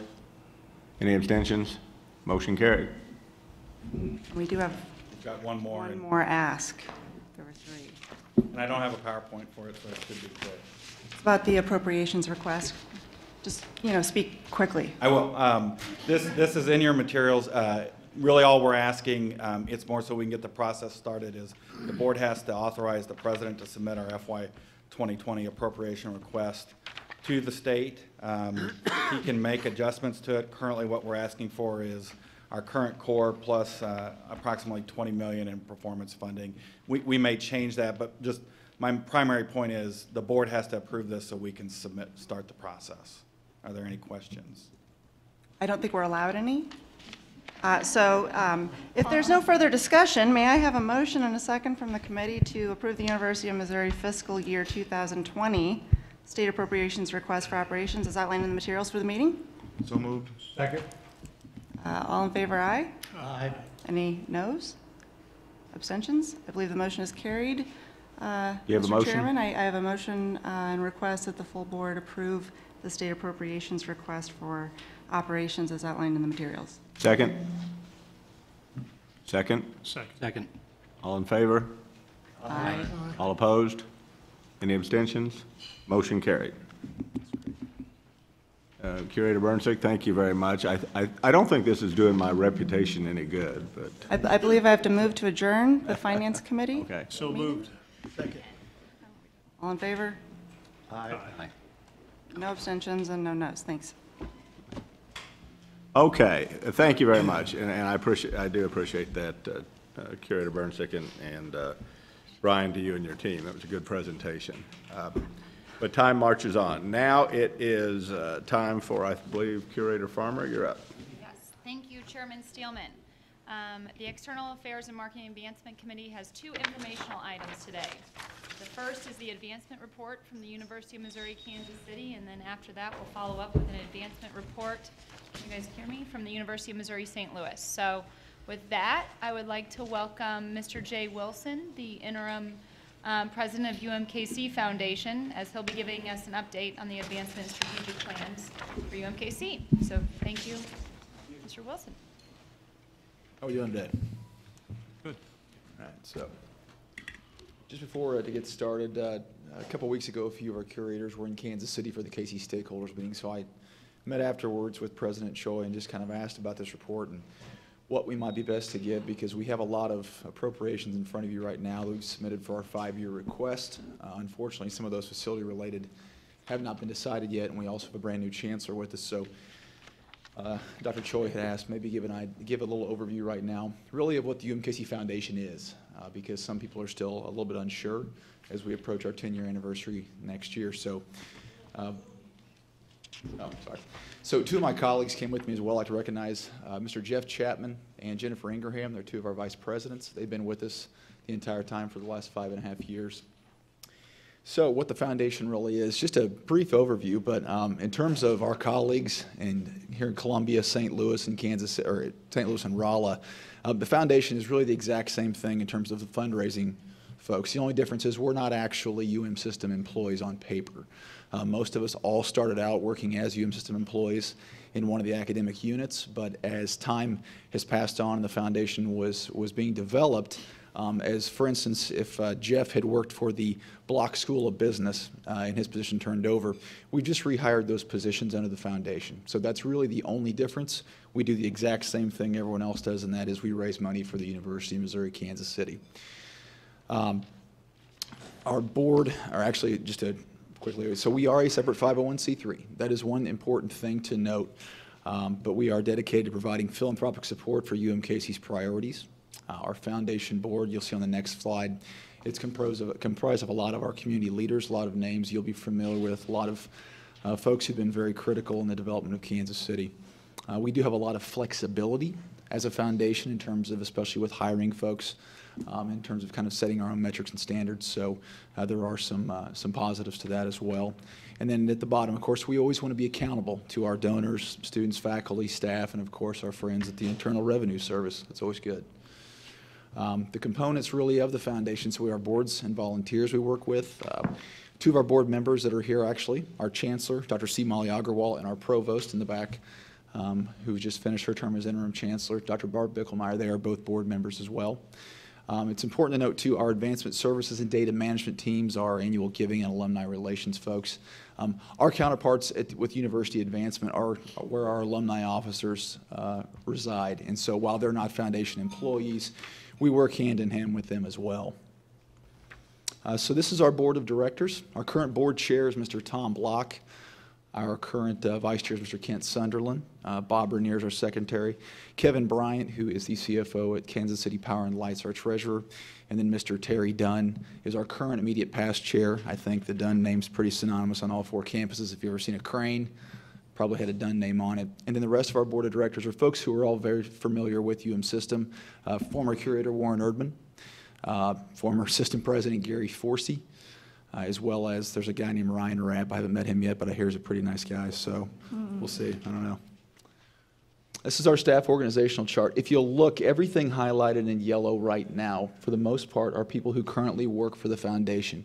A lot of the boxes that don't have someone's name highlighted in yellow are areas where eventually we would like to have full-time fundraising officers, but we don't have that right now. So it'd be remiss to say we work with a very lean staff, like a lot of our partners do as well.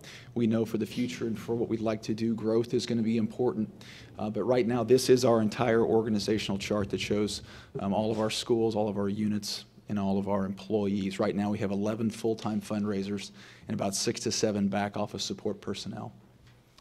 So our last campaign we concluded was ended in 2016. It was a 7-year campaign. The goal was to raise $250 million. We finished with just about $302.5 million. Please note 3 major components of that. One were scholarships and endowments. The other 2 that were facility related. One was the Henry Block Executive Hall we built, which is right behind the UMKC Administration Center. The other major project was the $48 million that we raised for the UMKC Conservatory of Music. No matter what happened with that now, that was still a very successful undertaking by the foundation UMKC. So those were 3 of the biggest pieces of that $302.5 million that we raised. But it's important also to note, since June of 2016, we have not been in a capital campaign phase. So that is something we look forward to in the future. But obviously, with new leadership on campus, we need to take the time to let them develop those priorities. Some of our most recent fundraising successes, really one we're excited about, is our School of Computing and Engineering with the Plaster Enterprise Center. Out of a $32 million project, we raised $20.1 million of that. That building will begin construction soon and should be done, I believe, in the fall of 2020. So we're excited for that. As noted, our last campaign, 299 new endowments were created. 85% of those were new scholarships. And that campaign did start back when UM Systems still had the matching scholarship program, so we benefited from that greatly. Another thing that we have done, it took some time. Like all of our campuses, we have a lot of separate foundations we work with. One of the things we recently did in the course of the last year, with the help of our attorneys, was we actually transitioned the Vision Research Foundation, which was the ophthalmology research unit we had started by Dr. Nelson Sabatez and his father. We transitioned that into, kept the same 501c3, but what is now known as the UMKC Research Foundation. So that actually sits directly under the UMKC Foundation. They're still focusing primarily on ophthalmology research, but our hope is for the future that a lot of research done at UMKC can be filtered through the UMKC Research Foundation. So we kept an existing 501c3, changed the name, and put that under the foundation.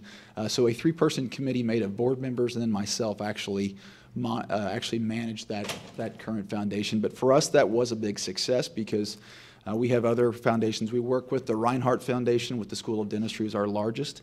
Our University School of Law has its own foundation, and our pharmacy school also has its own separate foundation. So in trying to work with those foundations, if we can slowly work in the future, and I say slowly and very carefully work towards bringing those closer to campus and into more streamlined with us, it's a good thing for everybody. So our KPIs, these are our key performance indicators. This is how we measure our success each year. It would be important to note that since I said we have not been in a capital campaign since 2016, our fiscal year 17 and fiscal year 18 goals as a unit were $30 million. So last year we finished with about $34.8 million raised. As of June 4th, actually this is a little bit out of date, but right now we're sitting at about $35.9 million for the year. So even though we're not in a campaign, we are demonstrating quite a bit of success with a very small staff. We're proud of that. Number 2 is completed discovery calls. So our goal for the year is 2,000 discovery contacts. That breaks down to roughly about 240. I wouldn't call them cold calls, but those are calls to alumni or donors who have not been involved with the university in 5 to 10 years, trying to re-engage them. So that number is actually updated today where we have broke that goal. We're at over 2,000. Our goals for annual dollars increase. The goal for that was, I believe, $620,000 for the year. We're over that at $677,000. I do apologize. I don't think the slide update got put in today, so some of these are not quite up to speed. KPI number 14 was our planned gifts. About 4.5 years ago, Murray Blackwater was the UMKC Foundation president. He came here to Columbia where they brought all 4 campus fundraising leaders, and they identified the 4 areas, the main areas where each campus was under in fundraising. The biggest area that UMKC suffered was in planned giving. So our goal for last year was to secure 15 new planned gifts. We booked 16 already for this year. We're going to hold off on the new ones we have in the pipeline because we want to have more to run with next year. And then moving along, our return on investment that you guys have asked about. So right now, for every $1 invested in fundraising at UMKC, we're returning roughly $11, 10.91. I do want to say one thing, that is these numbers have been calculated over the last few years only on dollars given to or supported through the foundation. If you add in our other areas, our advancement colleagues, our gift processing, our marketing and communications, that number with their budget would probably come down more to a 7 to 8 to 1 ratio, which is more in line with Mizzou, UMSL, and Rolla as well. So we're pretty much in line with our partners. And then lastly, we have a plan to 2020. This will be be critiqued quite a bit, and we need to make this match up with our new chancellor. But these are our main kind of tenets we run by. One is to continually provide a philanthropic experience that builds loyalty and trust, increase our alumni giving rate each year, move toward a goal of self-sustainability. Because we are a separate 501c3, it is our goal over time that the foundation is completely self-sustained and not taking money from system. We want to be our own revenue generator. Obviously, increase planned giving. And then number 5 was become a recognized as an employer of choice in Kansas City. And what that means is this industry continues to grow, and as state and federal revenue goes down for all universities, fundraising is becoming a very big industry. We want to be able to compete with the best in Kansas City. We want to make people want to come work for UMKC just as much as you would want to work for KCP&L or any other business. So a goal for us is to create an organization with a working environment that people want to be a part of. So with that, that's kind of flying through it, but if you guys have any questions, we'd be happy to answer them. Hope I didn't talk too fast. No, you didn't. I think you did a great job. I'd like to make the next, or does anybody have any questions? Let me ask a question. Okay, sure. How does your rate of return of 11 to 1 compare with other urban universities, urban publics? Because that ratio is quite high. It is quite high, but that's the point that I want to make is if you add in, that only has our foundation staff budget. If you add in our advancement colleagues, our gift processing, our marketing and communications, that number, total number, that would come down. That would be 7 to 1 or 8 to 1. So that would actually put us more in line with the national average, because 11 to 1, that's over the national average. And not knocking us, but I mean, we're good. We're not that good. So Not yet. But we hope to get to that point, though. All right. Thank you, Jay. You bet. Thanks. Thank you, Jay. Up next, we have Mr. Martin Liefeld, if I'm saying your last name right, sorry. Vice Chancellor of UMSL, and he'll be giving us an update on the advancements and strategic plan activities for UMSL. Thank you, Martin. Good afternoon, everyone. Good afternoon. Hello. UMSL advancement. Here we go. Oops. So we're going to be focusing on development in particular this afternoon, as Jay just did, but to say something about the way we're organized. We have 4 different areas: development, fundraising, alumni and annual giving, marketing communications, and that includes university events presently in St. Louis Public Radio. The folks who are responsible: Beth Crum, Associate Vice Chancellor. I'd like to point Beth out. Beth, stand up, please. Beth will be, as of July 1st, the interim Vice Chancellor for University Advancement. So we're glad to have Beth here, and we appreciate her stepping in that way. You know, we've been going through a transition the last couple years in university advancement in terms of leadership. So 2.5 years ago, we promoted Beth into an Assistant Vice Chancellor role because we had a retiring Associate Vice Chancellor. And for 2 years, she served as Associate Vice Chancellor and done a very nice job. Jennifer Jezik-Taussig, we brought in 2 years ago from Webster University. She has 25 years experience in annual giving and in alumni relations. So we have 2 new dynamic folks on our team. Bob Samples has stepped up to oversee marketing communications. We had our Chief Marketing Officer and Senior Associate Vice Chancellor Ron Gossin retire in the fall. So Bob has stepped in and stepping up and doing a great job. And we promoted Jackie Schlarman into Assistant Vice Chancellor role. Jackie serves in effect as our Chief Marketing Officer. She's just fantastic. And in terms of succession planning, we foresee a strong possibility that when Bob steps down in the next several years, Jackie will step up into the senior role. Tim Eby is perhaps the finest NPR affiliate operator in the country. He's coming back on the national board. In the past, he served as chairman of the National Public Radio's board. Tim is just fantastic, and we've had just amazing success growing that enterprise over the last 10 years. And I might add that with Tim, we came to Grand Center, established a new base in Grand Center, which is the Arts and Entertainment District in St. Louis, and added the Beacon, which was an online journalistic team. And we're up to 29 journalists, and they are doing terrific, terrific work. This is without any direct dollars from the university at this point, only indirect support. So Tim has just been a fabulous leader, and it's been a privilege to work with him. So our development, our fundraisers got together, and Beth spearheaded this, and they had a series of meetings, guided discussions to come up with this set of operating principles. And we're proud of this. We're pursuing excellence in everything we do. We're leaders with a serving heart. We have a commitment to diversity of all kinds, and we want to do our work with a joyful attitude. No donor or prospect wants to see a grumpy fundraiser.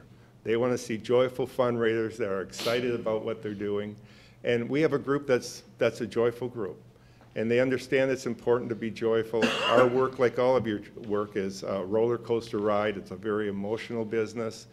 And we've got to overall maintain that joy, that stability, that confidence, that hope that tomorrow will be a better day if we happen to have a poor one today. And this is also a framework we think about seriously as we add to our team and replace fundraisers, that we're looking for a profile that matches this set of guiding principles. Strategic planning. So university development works hand in glove with the strategic plan of the university. We do it both top-down and bottom-up. So a great example of top-down leadership for fundraising is our recent focus on raising cash scholarships. We've always done well as a university raising scholarship dollars, but much of those are endowed, and of course you only get nowadays the 4% off an endowed fund. So we really focused this year. We set $1 million goal to bring in cash, because cash can be put to use 100% of it immediately for scholarships. And like all of our institutions, UMSL needs every scholarship dollar possible. We set $1 million goal. I think we're going to pass $1.25 million. So an increment like that's meaningful if you happen to be one of the students that are so benefiting. Martin, how does that compare to last year when you did not have this goal in place? I think we came in around 700,000. Okay, so it's a pretty significant increase. Yes, absolutely. Thank you for that question. So that's top-down. Bottom-up, on the other hand, and we'll talk about this in a moment, is our College of Nursing has a capital campaign project. And that came from the dean, from an examination of both the physical resources that we have available to the College of Nursing, the need to keep up with our competitors. And so it was largely the dean and her team that brought that forward to the administration. The advancement's job is to be as responsive as possible to raise funds for those areas and to give our evaluation as to what's realistic in terms of the opportunities and challenges that present themselves in these ways. We annually do a major gift planning retreat, and we sit down, and in July this will take place. Beth will be leading it, and basically whiteboard with the fundraisers where are all of our fundraising opportunities in the coming year, particularly focusing on major gifts. So the way you move the needle in our business is you raise the largest gifts possible. Every gift matters. Every contribution matters, because the donor that gives you $25 or $100 a year oftentimes becomes the planned gift donor, and the largest gift that they make happens to come out of their estate. So we can't ignore the smaller donors, but we try and focus our scarce personnel energies as much as possible to working face-to-face with donors and prospects, and that has to focus as clearly as possible on those with the greatest capacity and the greatest affinity, or the possibility of increased affinity. We have annual goals we submit to the Chancellor. This year we've targeted $27 million. We think we will hit that. Everybody's working hard to get there. And at the end of the year, we review it. We look at how, when we set out and we kind of blue skied it, we come back and say, well, how did it look? Who did we reach? Who didn't we reach? Who said yes? Who said no? Who said maybe later? And what does that mean as we go forward?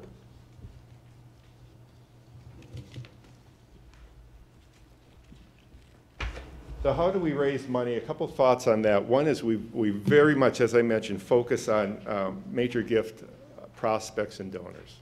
And our best major gift prospect, by the way, is the most recent major gift donors. So we talk about having a relentless pursuit of major gifts. That's kind of a theme for our fundraisers. that it's relentless. We have to pursue it. We focus on major gifts. We challenge our donors respectfully.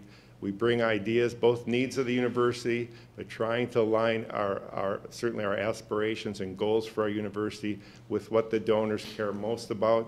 When we get that perfect match of a great university idea or need with the passion of a donor, we get large gifts, and the donors benefit greatly because their dollars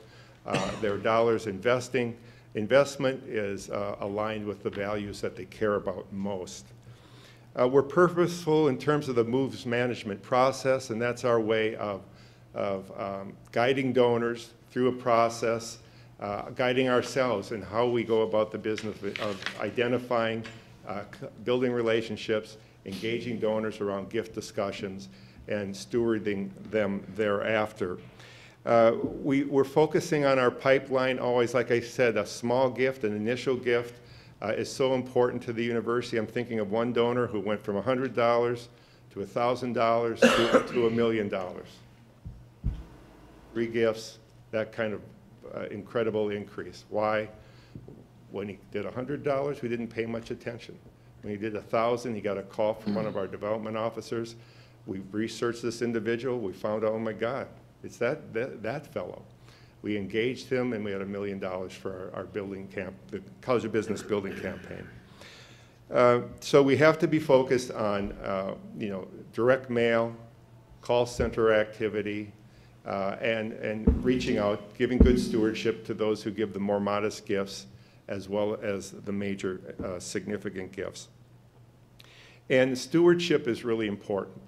For years, I got most excited when I thought about working with donors, about closing the gifts, going out, pursuing the gift, working with the donors, overcoming obstacles, and getting the gift commitment. And I would come back and I'd tell the chancellor, and we'd both look a little silly. We'd have big smiles on our faces the rest of the day. And I love that part of the work. But what I've come to find out is, as valuable as that is for the donor to be engaged in the process of providing resources to the university, is what they experience thereafter. Stewardship is really where it's at. It's what we do with the donors after they make that gift of what we call a gift of greater significance that really is important to them. They want to experience, and they do experience, when they make a meaningful gift, a profound attachment, deeper attachment to the university than they had before that. And why is that so powerful then? Not only do they deserve it because they give generously, but secondly, what happens is they want to help again. Sometimes bringing down a challenging donor the first time, it's a headache to the very end for us who are fundraisers. But I've often seen time and time again that donor who is a headache the first time around, the second time around is saying, well, what do you need, Chancellor George? What do you need, Martin? How can I help you? Why? Because of this transforming experience that the donor had in that first series of making that gift. So I thought the other day, this is really a great story for the University of Missouri St. Louis. It represents the Chancellor's 15 years here. This does not include this current fiscal year.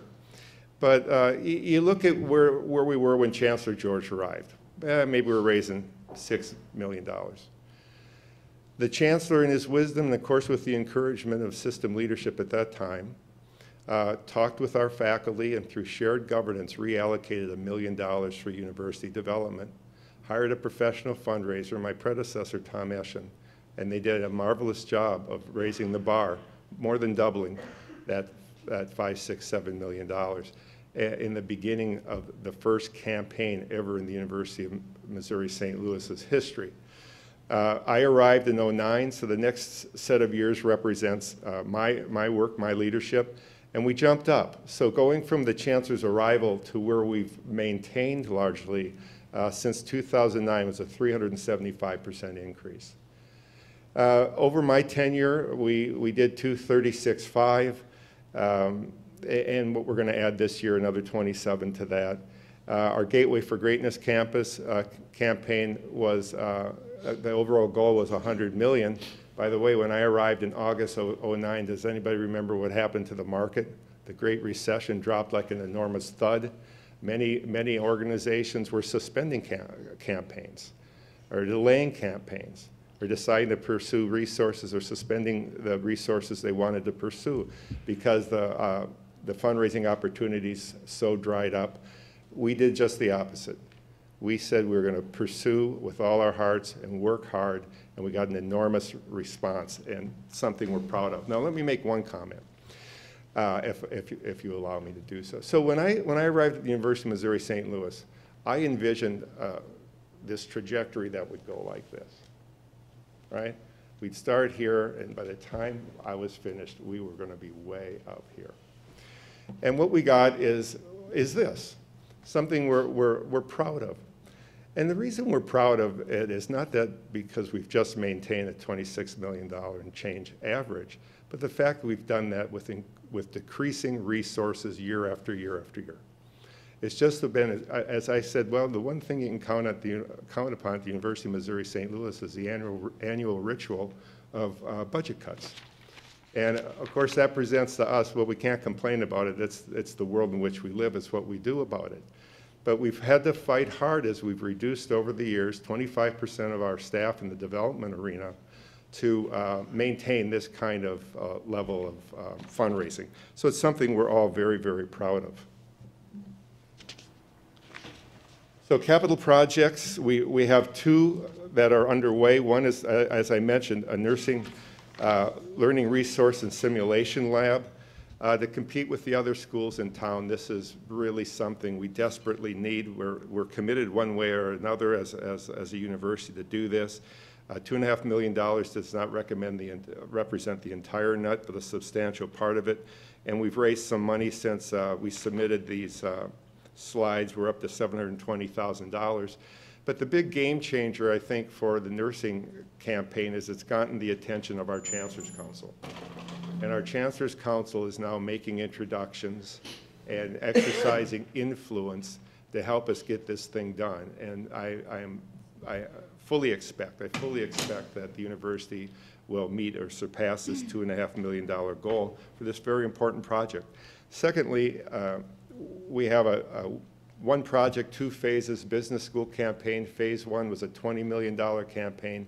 We completed that, and we completed that with a combination of $10 million from private contributions and a $10 million match from the state. And some of you were involved in securing those matches from the state for capital projects on our various campuses, and we're in your debt for helping us make that happen. We have a fabulous building. I think we hosted you in that building last December.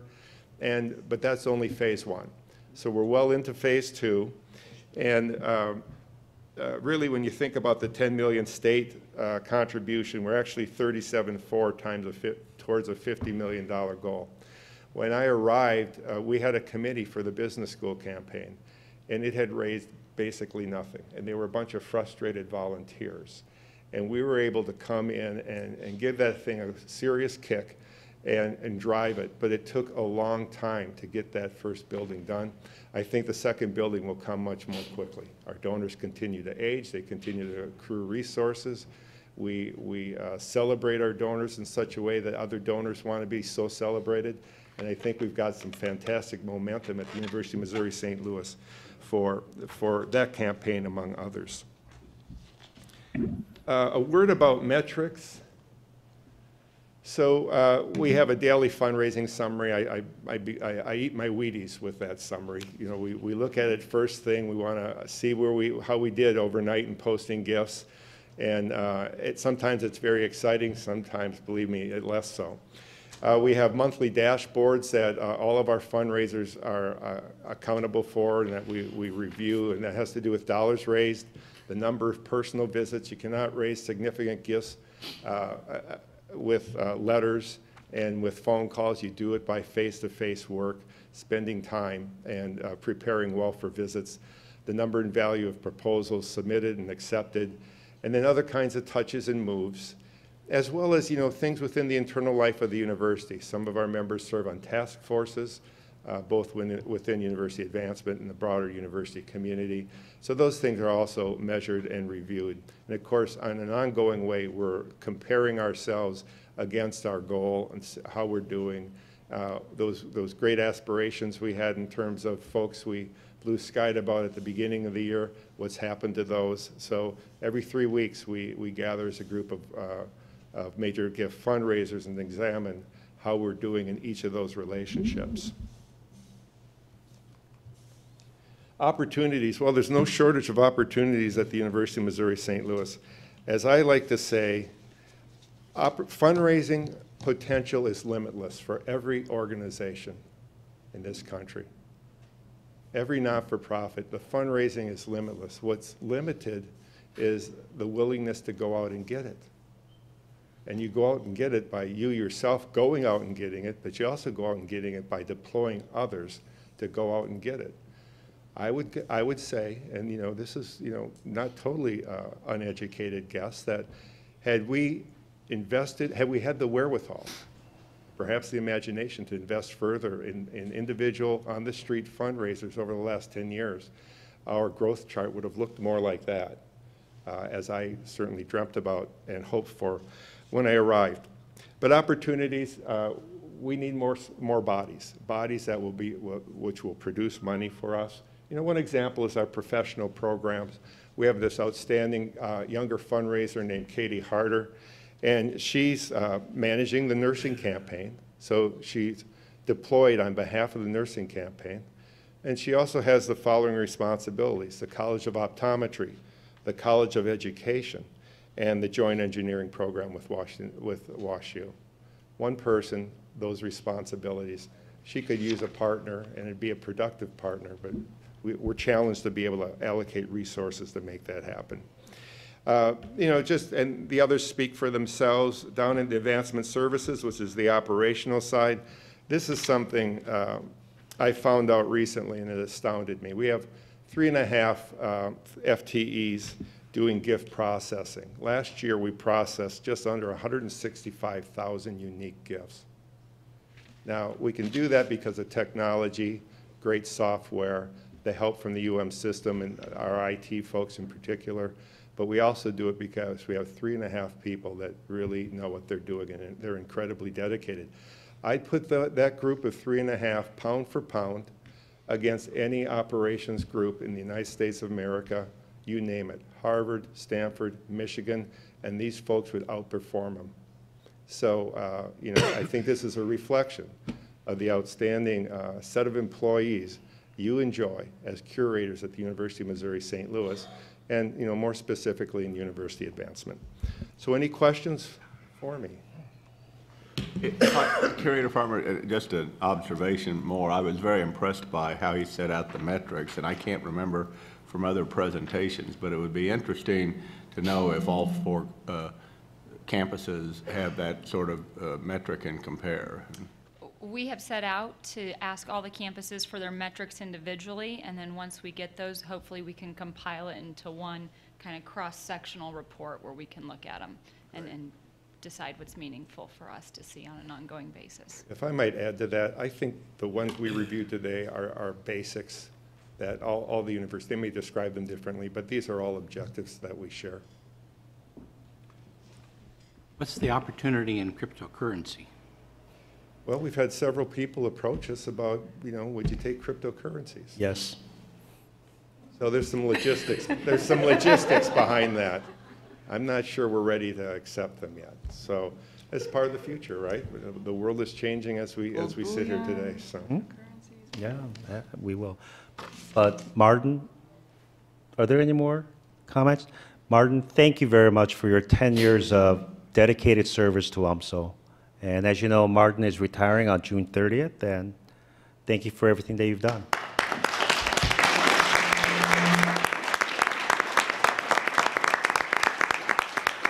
It's been my honor and privilege. Thank you, Martin.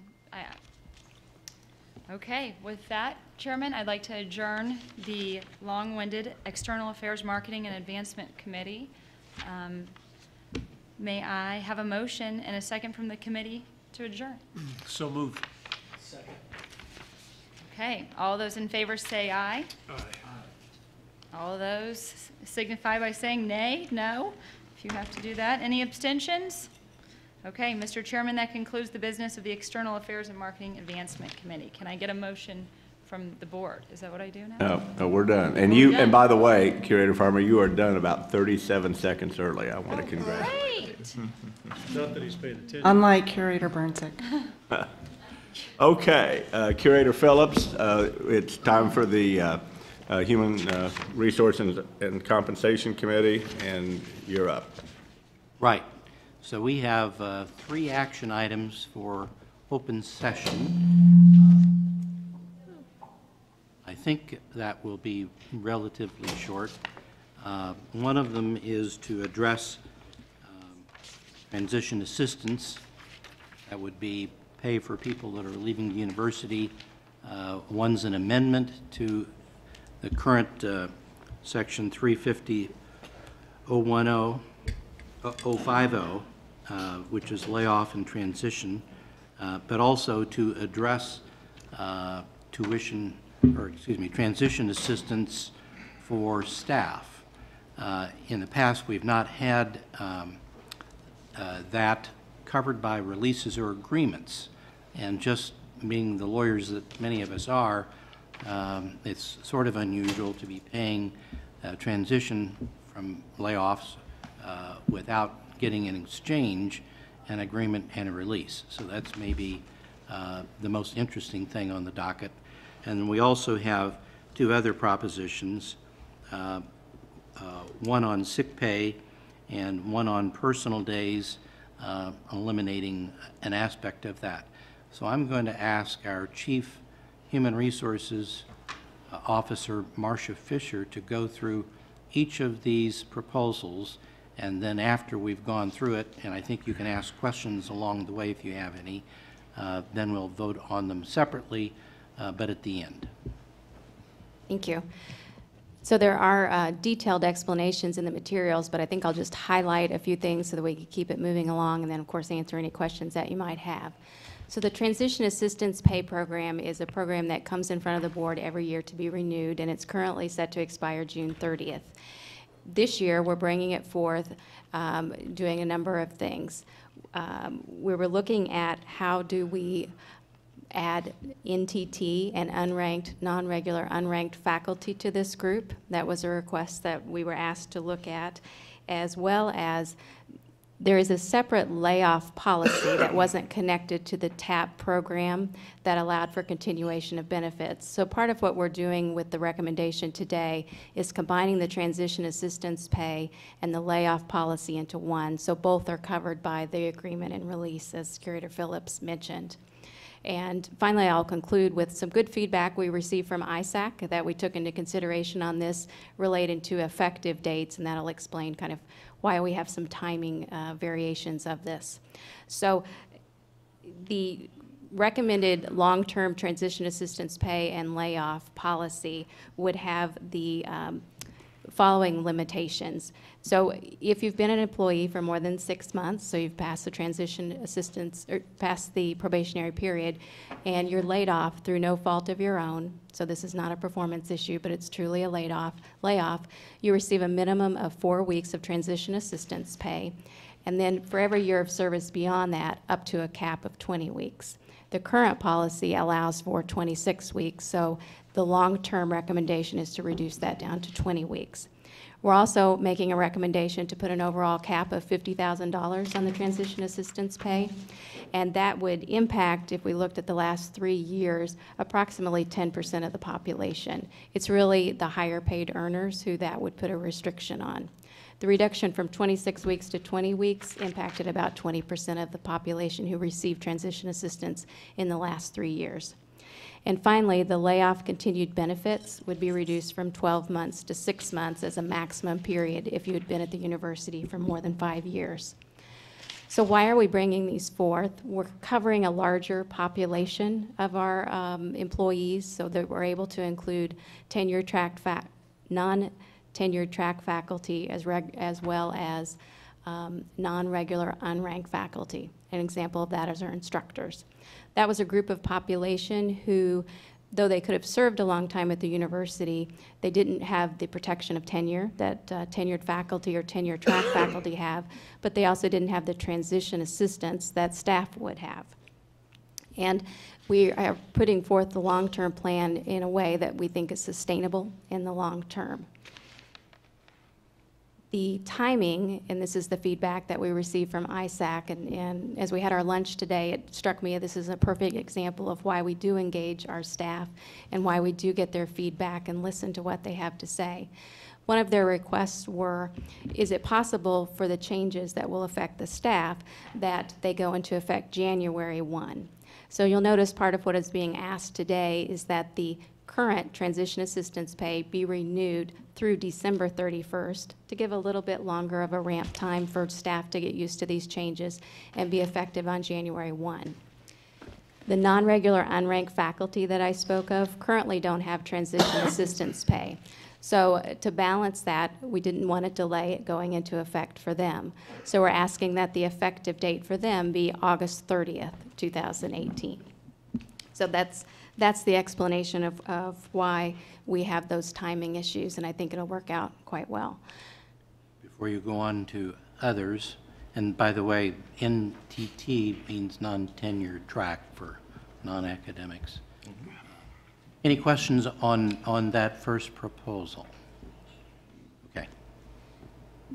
Second one I'll talk about is personal days. So we receive 4 personal days, staff, per year. There's currently a restriction that in your first 6 months probationary period, you can only use 2 of the 4 days. What we learned are that our systems don't automatically track that, and so there was not a systematic way to make sure that that was enforced uniformly. And there are good reasons that someone in a probationary period might want to use 4 days. So we're removing that restriction, and then it's up to the supervisor under appropriate circumstances to allow that use of 4 personal days during the first 6 months. Any questions on that one? It's pretty straightforward. Is there a cost associated with any of the changes, or are we not saving or losing any money with the proposed changes? There wouldn't be a cost associated with the change in the personal days or in the revisions on the transition assistance or layoff. Okay. And then finally, sick leave. So in the current sick leave policy, there's a limitation of using 12 days for family sick leave. And again, what we found is that it's not easily uniformly tracked in our systems and not widely known. So it was inconsistently applied that some would use more than the 12 days and others would be restricted. So we're lifting that restriction so that if you have accrued sick day and if you have approval from your supervisor, you can use that for family sick leave. And again, we think that's just a good way to treat our employees and help them have an effective work-life balance. Another change in that provision is there was the allowing 12 days for an adoption of a child. So we've made revisions to this so that it'll treat uniformly care of a newborn, adoption of a child, and placement of foster a child in the home the same, that you can use up to 480 hours of your paid time off, which is your vacation and your sick leave, for those reasons. And that 480 hours tracks with the Family Medical Leave Act. So again, I think this is a good thing for our employees that we're allowing the use of this time for that important time period in the life of a family. Any questions?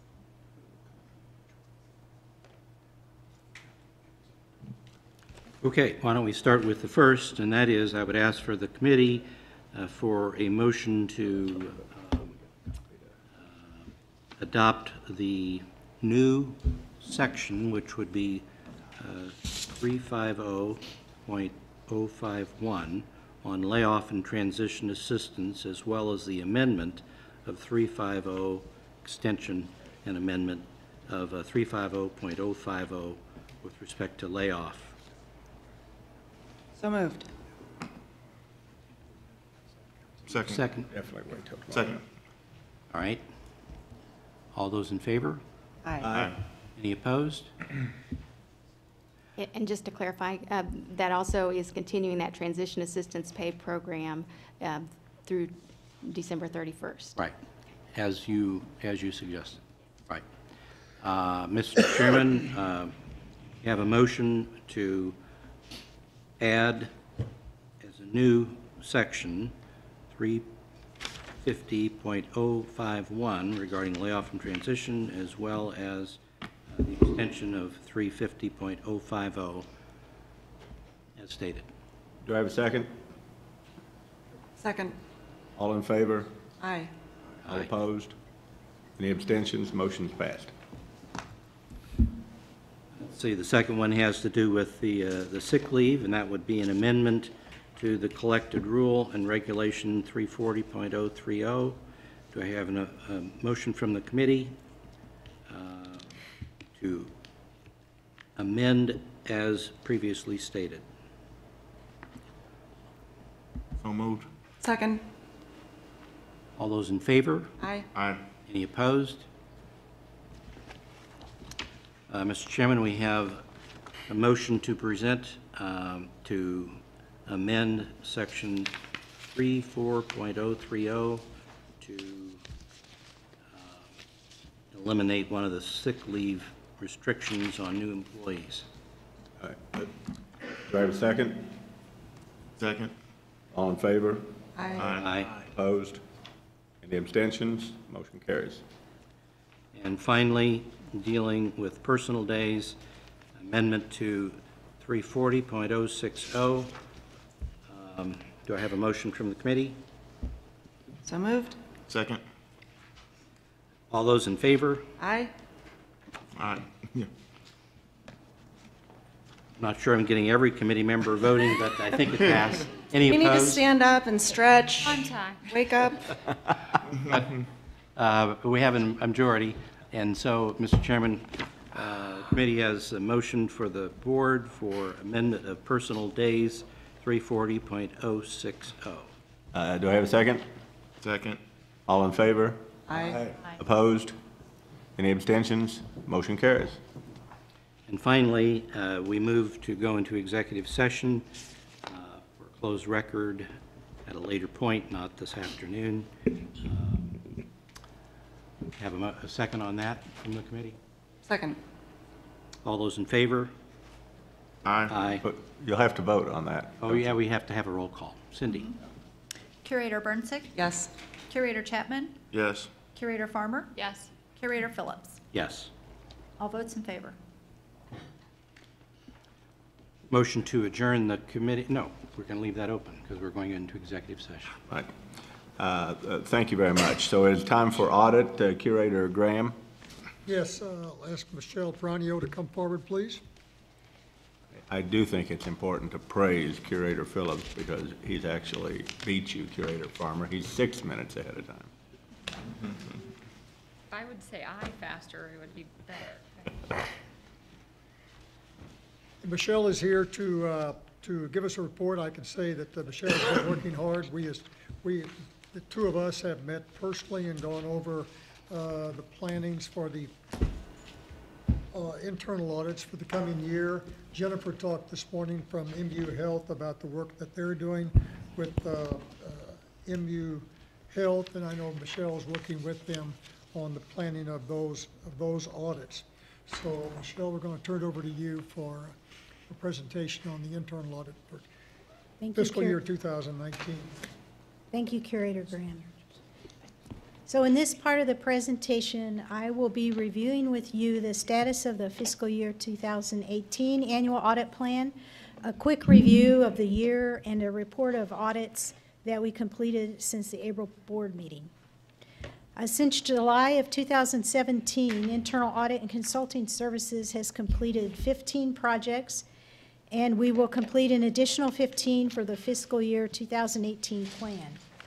A number of these projects have been completed or are in process in two risk areas: safeguarding of assets and HIPAA compliance. Work around the safeguarding of assets includes purchasing card transactions.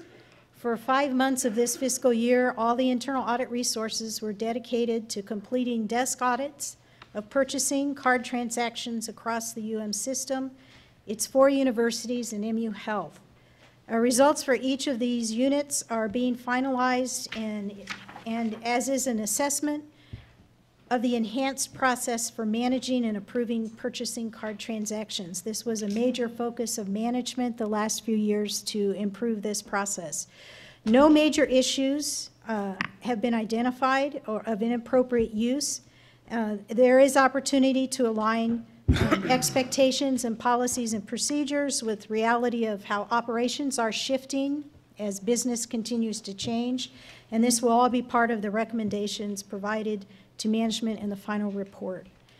3 audits were also added to the fiscal year 2018 plan as a result of a fraud investigation completed by internal audit, and these are in progress and will provide leadership with assurance as to the effectiveness of safeguards to reduce the risk around misappropriation of assets or funds or fraud. How well are we protecting these areas?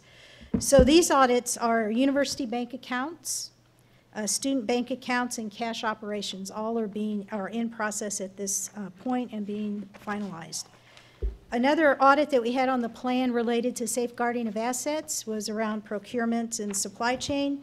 That is focused on the management of the vendor master file because, again, this is another area that you need to have appropriate safeguards in place against fraud.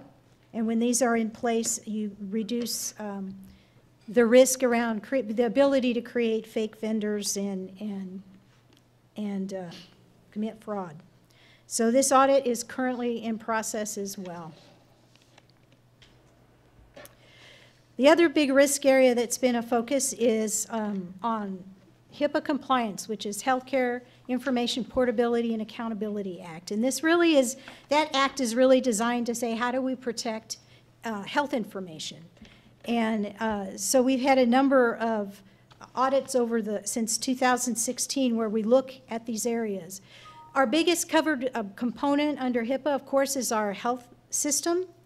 But we also have certain areas on different campuses that are also need to comply with this law. So in 2016, we began to regularly evaluate some aspect of HIPAA compliance. And to date, these evaluations have either been in the form of an audit or a facilitated self-assessment. And the facilitated self-assessment is when we go into an area and they know they need to be doing a risk analysis. They may not be sure how to do it. They may not have the tools to do it. And we work with them to help them understand how to do that and give them the tools. And then we go back later to assess that they got the risk assessment analysis done to comply with the HIPAA regulations and see if they have any other questions or we can be of any further help. Also this year, we validated or recommended improvement to processes in 9 different operational areas. Additional support that internal audit has provided is support of the MU Finance Division's Financial Competency Training Series, which is an innovative approach to educating employees about fiscal responsibilities. And we continue to support the Ethics and Compliance Hotline. Since our April 2018 report to the Audit Committee, we've completed 2 internal audit reports and 2 consulting projects. We're finalizing with management 8 internal audit reports. We have field work underway for 4 internal audit reports and 1 consulting project, and we're planning for 1 internal audit and 1 consulting project. The 2 completed audits for this time period were MU Health construction change orders. This actually was a follow-up audit to one we had completed in 2015, where we retrospectively went back and looked at construction, client-generated change orders in construction projects to see if changes that they had put in place to reduce these would have been effective had they been in place for those projects. We just felt at a point when another major project was completed, we should look at that project and see that those controls really are still effective. Our original work indicated they would have reduced client-generated change orders substantially, and this work verified that it was a client-generated change orders. We're not out of control. There's good controls in place, and they're doing very well, so there's no recommendations necessary. We also did Missouri S&T Higher Learning Commission pre-accreditation review. Opportunities were identified for slight improvements in the areas of how we document changes that we make in PeopleSoft to accommodate changes by the federal government in how they now want data calculated, the data indicators that we have to report publicly. So that management has done that. And we also have some opportunity to provide a link to student outcome data in more prominent locations. So the public can access it, so people on the campus can access it. And the biggest opportunity we identified was just assigning accountability for the Graduate Learning Outcomes Program. That's not to say that nobody has been accountable for it. There's been a lot of restructuring on the campus and new leadership coming in, so management is undertaking, has assigned that responsibility. So that concludes the fiscal year 2018 internal audit annual update. And are there any questions of Michelle about the audit reports, the internal audits for the past year? I think, Michelle, you indicated that the cooperation by the different divisions that were audited was excellent. Yes. If there are no questions, we'll leave the informational item and move to an action item, and that would be discussion of the fiscal year 2019 risk assessment and internal audit plan. Will you review that for the board? Yes, thank you.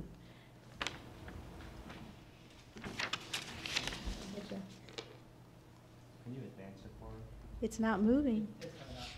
Oh.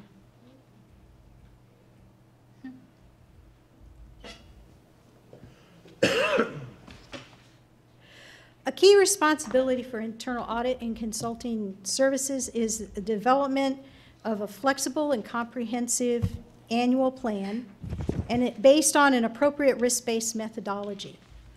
So we developed the fiscal year 2019 annual plan by considering what are the challenges and risks to the organization in consultation with senior leaders, and this year we expanded that to include operational leaders at the universities. We have in the past, for the last 4 or 5 years, included operational leaders at MU Healthcare.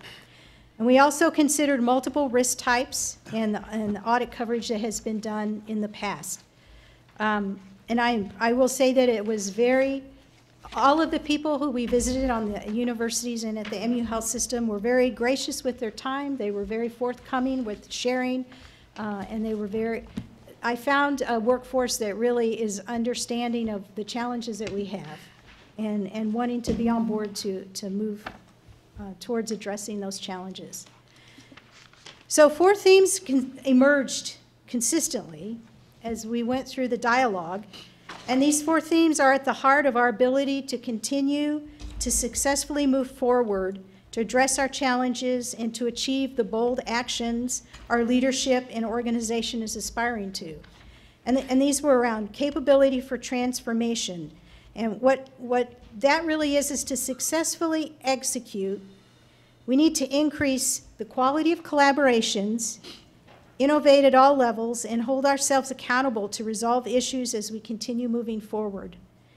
And business processes, the ability to move quickly on change initiatives will increase as we identify those processes that at this point hinder innovation, or I can also add, build those processes that would facilitate or enhance collaboration. The manual nature of many work processes diverts staff time from building relationships with faculty and students, so concerns can be better understood and addressed. And this is coming directly from the people on the front lines. They would have more time if certain processes were just easier and automated to actually build those relationships and listen to their constituents. Technology was viewed as an enabler for changing the underlying business model, for educating students, conducting research, and providing infrastructure to assist with the collaborative efforts across the universities, and that was discussed earlier in the administrative transformation update. And I will say that by focusing on these business processes and technology, what this really releases for the organization, if we can improve these, is time. which is another commodity besides money that is short. It would free more time for people to focus on the strategic priorities that they have. The fourth area was talent. This is the most important factor of all, is our people. How do we retain and how do we attract the talent that we need to position the organization for sustainable long-term success? Everybody, without question, talked to some aspect of these four areas. And I will say that I did not hear any challenges or concerns that leadership is not aware of or is not already actively addressing. So I didn't hear any big surprises, which is good. That means the organization is pretty well aligned from top to bottom in terms of what people think our biggest concerns and priorities and issues are. So this is an interesting time as an organization to consider where are the internal audit resources would be of most value. We did not want to be, as we shaped the audit plan, we did not want to be in areas undergoing change unless it was really to assess progress to plan and to collect information around that change that would be helpful in additional decision making. But we do have a placeholder on the plan for that type of work. And we do have 5 audits that will be performed across all 4 universities in the areas of social media, lab safety, scholarship awards, effort reporting for grants, and controlled unclassified information. The first 4 came up consistently as areas of concern. The 5th one, controlled unclassified information, what that is a few years ago the federal government additional regulations around how do we protect top secret classified information for us, it's on our campuses and research areas. And so it would be important to go and see, do we have those things in place? Are we responding to those regulations? And where are we in that process? Also, by doing these 5 consistent audits across the universities, it will give us an opportunity to kind of look at what's variable, the variability of the processes, the effectiveness, are there any that are doing better than others, and it will help us drive some collaboration in those areas of how people can share leading practices and how others are approaching it. In this next year's audit plan, we will also perform additional testing of the new card approval process to ensure everything is working as intended. And we will do in-depth purchasing card audits in 2 areas, unannounced. We just think going forward, we would like to get a more concerted approach and methodology to how we look for misappropriation of funds or potential fraud. And we also are in the process of hiring a certified fraud examiner so that we can begin focusing our audit plan more specifically in those areas. So we will be adding different pieces like that. The certified fraud examiner, just to let you know too, will also assist with investigations that come through the hotline. We need to make sure we are doing those investigations well and that we're actually addressing allegations and people feel that we are responding to their concerns. So this is how it looks, the fiscal year 2019 internal audit plan, how it spreads out across the different units, and how it goes from assurance projects and consulting projects. And this slide shows the 54, how it breaks out in terms of different areas. So 65% of the plan really covers business unit processes and compliance areas. 4% is touching on the academic units. 4% information technology, but there's also information technology compliance that's in the percentage of for compliance. 7% for safety and 2% business continuity. And 11% of the plan is for consulting. So in summary, internal audit and consulting services is presenting for approval a comprehensive and flexible plan developed with input from senior leaders with recommended audits in a number of areas to provide assurance that risk is appropriately managed or to identify opportunities on those areas that we look at to implement management action plans to reduce risk to the organization. And with that, I would open it up for any questions. Any questions at all or comments? I have one. This is an information, or this is an action item. Yes, this is, So you had a slide that showed, I think that we had internal audits planned, I think, for MU Health 11, one of your slides. yes. And out of a total of 49, do they do their own internal audits in addition to yours? So yours is on top of theirs, because if they don't do their own internal audits, and you're the only one that's doing them, it seems that there should be a lot more MU Health internal audits. They do additional compliance auditing. Compliance audits. Yes, they do a lot of coding and billing reviews and coding accuracy, and they also look at different areas where regulations have changed, and so they supplement it with compliance audits. We tend to look, we have some compliance audits on ours, specifically because right now we're under CIA and we need to cover as much as we can. So we are looking at physician contracts this year.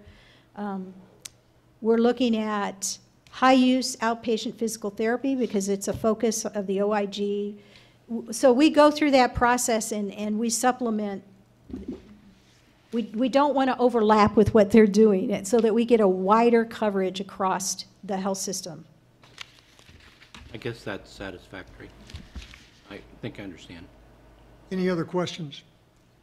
If not, do I have a motion to approve the Missouri fiscal year 2019 risk assessment and internal audit plan as outlined in our materials? That would be from the committee, members of which are Burnsick, Farmer, and Snowden. So moved. Second. We have a motion and a second. All in favor say aye. Aye. Aye. All opposed? Any abstentions? Motion carried. Mr. Chair, I would move on behalf of the Audit Committee that the University of Missouri fiscal year 2019 risk assessment and internal audit plan be approved as outlined in the materials for this meeting. Do I have a second? Second. All in favor? Aye. All opposed? Any abstentions? The motion carries. This concludes the business of the Audit Committee. May I have a motion to conclude and to adjourn this committee? So moved. Second. All in favor say aye. Aye. Opposed? Abstentions? That concludes the business of the Audit Committee. Thank you very much, Curator Graham. We've actually finished a few minutes early, but I would caution the members of the board, we have an executive session we're going right into. We have a very full executive session, I believe, and a hard stop for the awards dinner.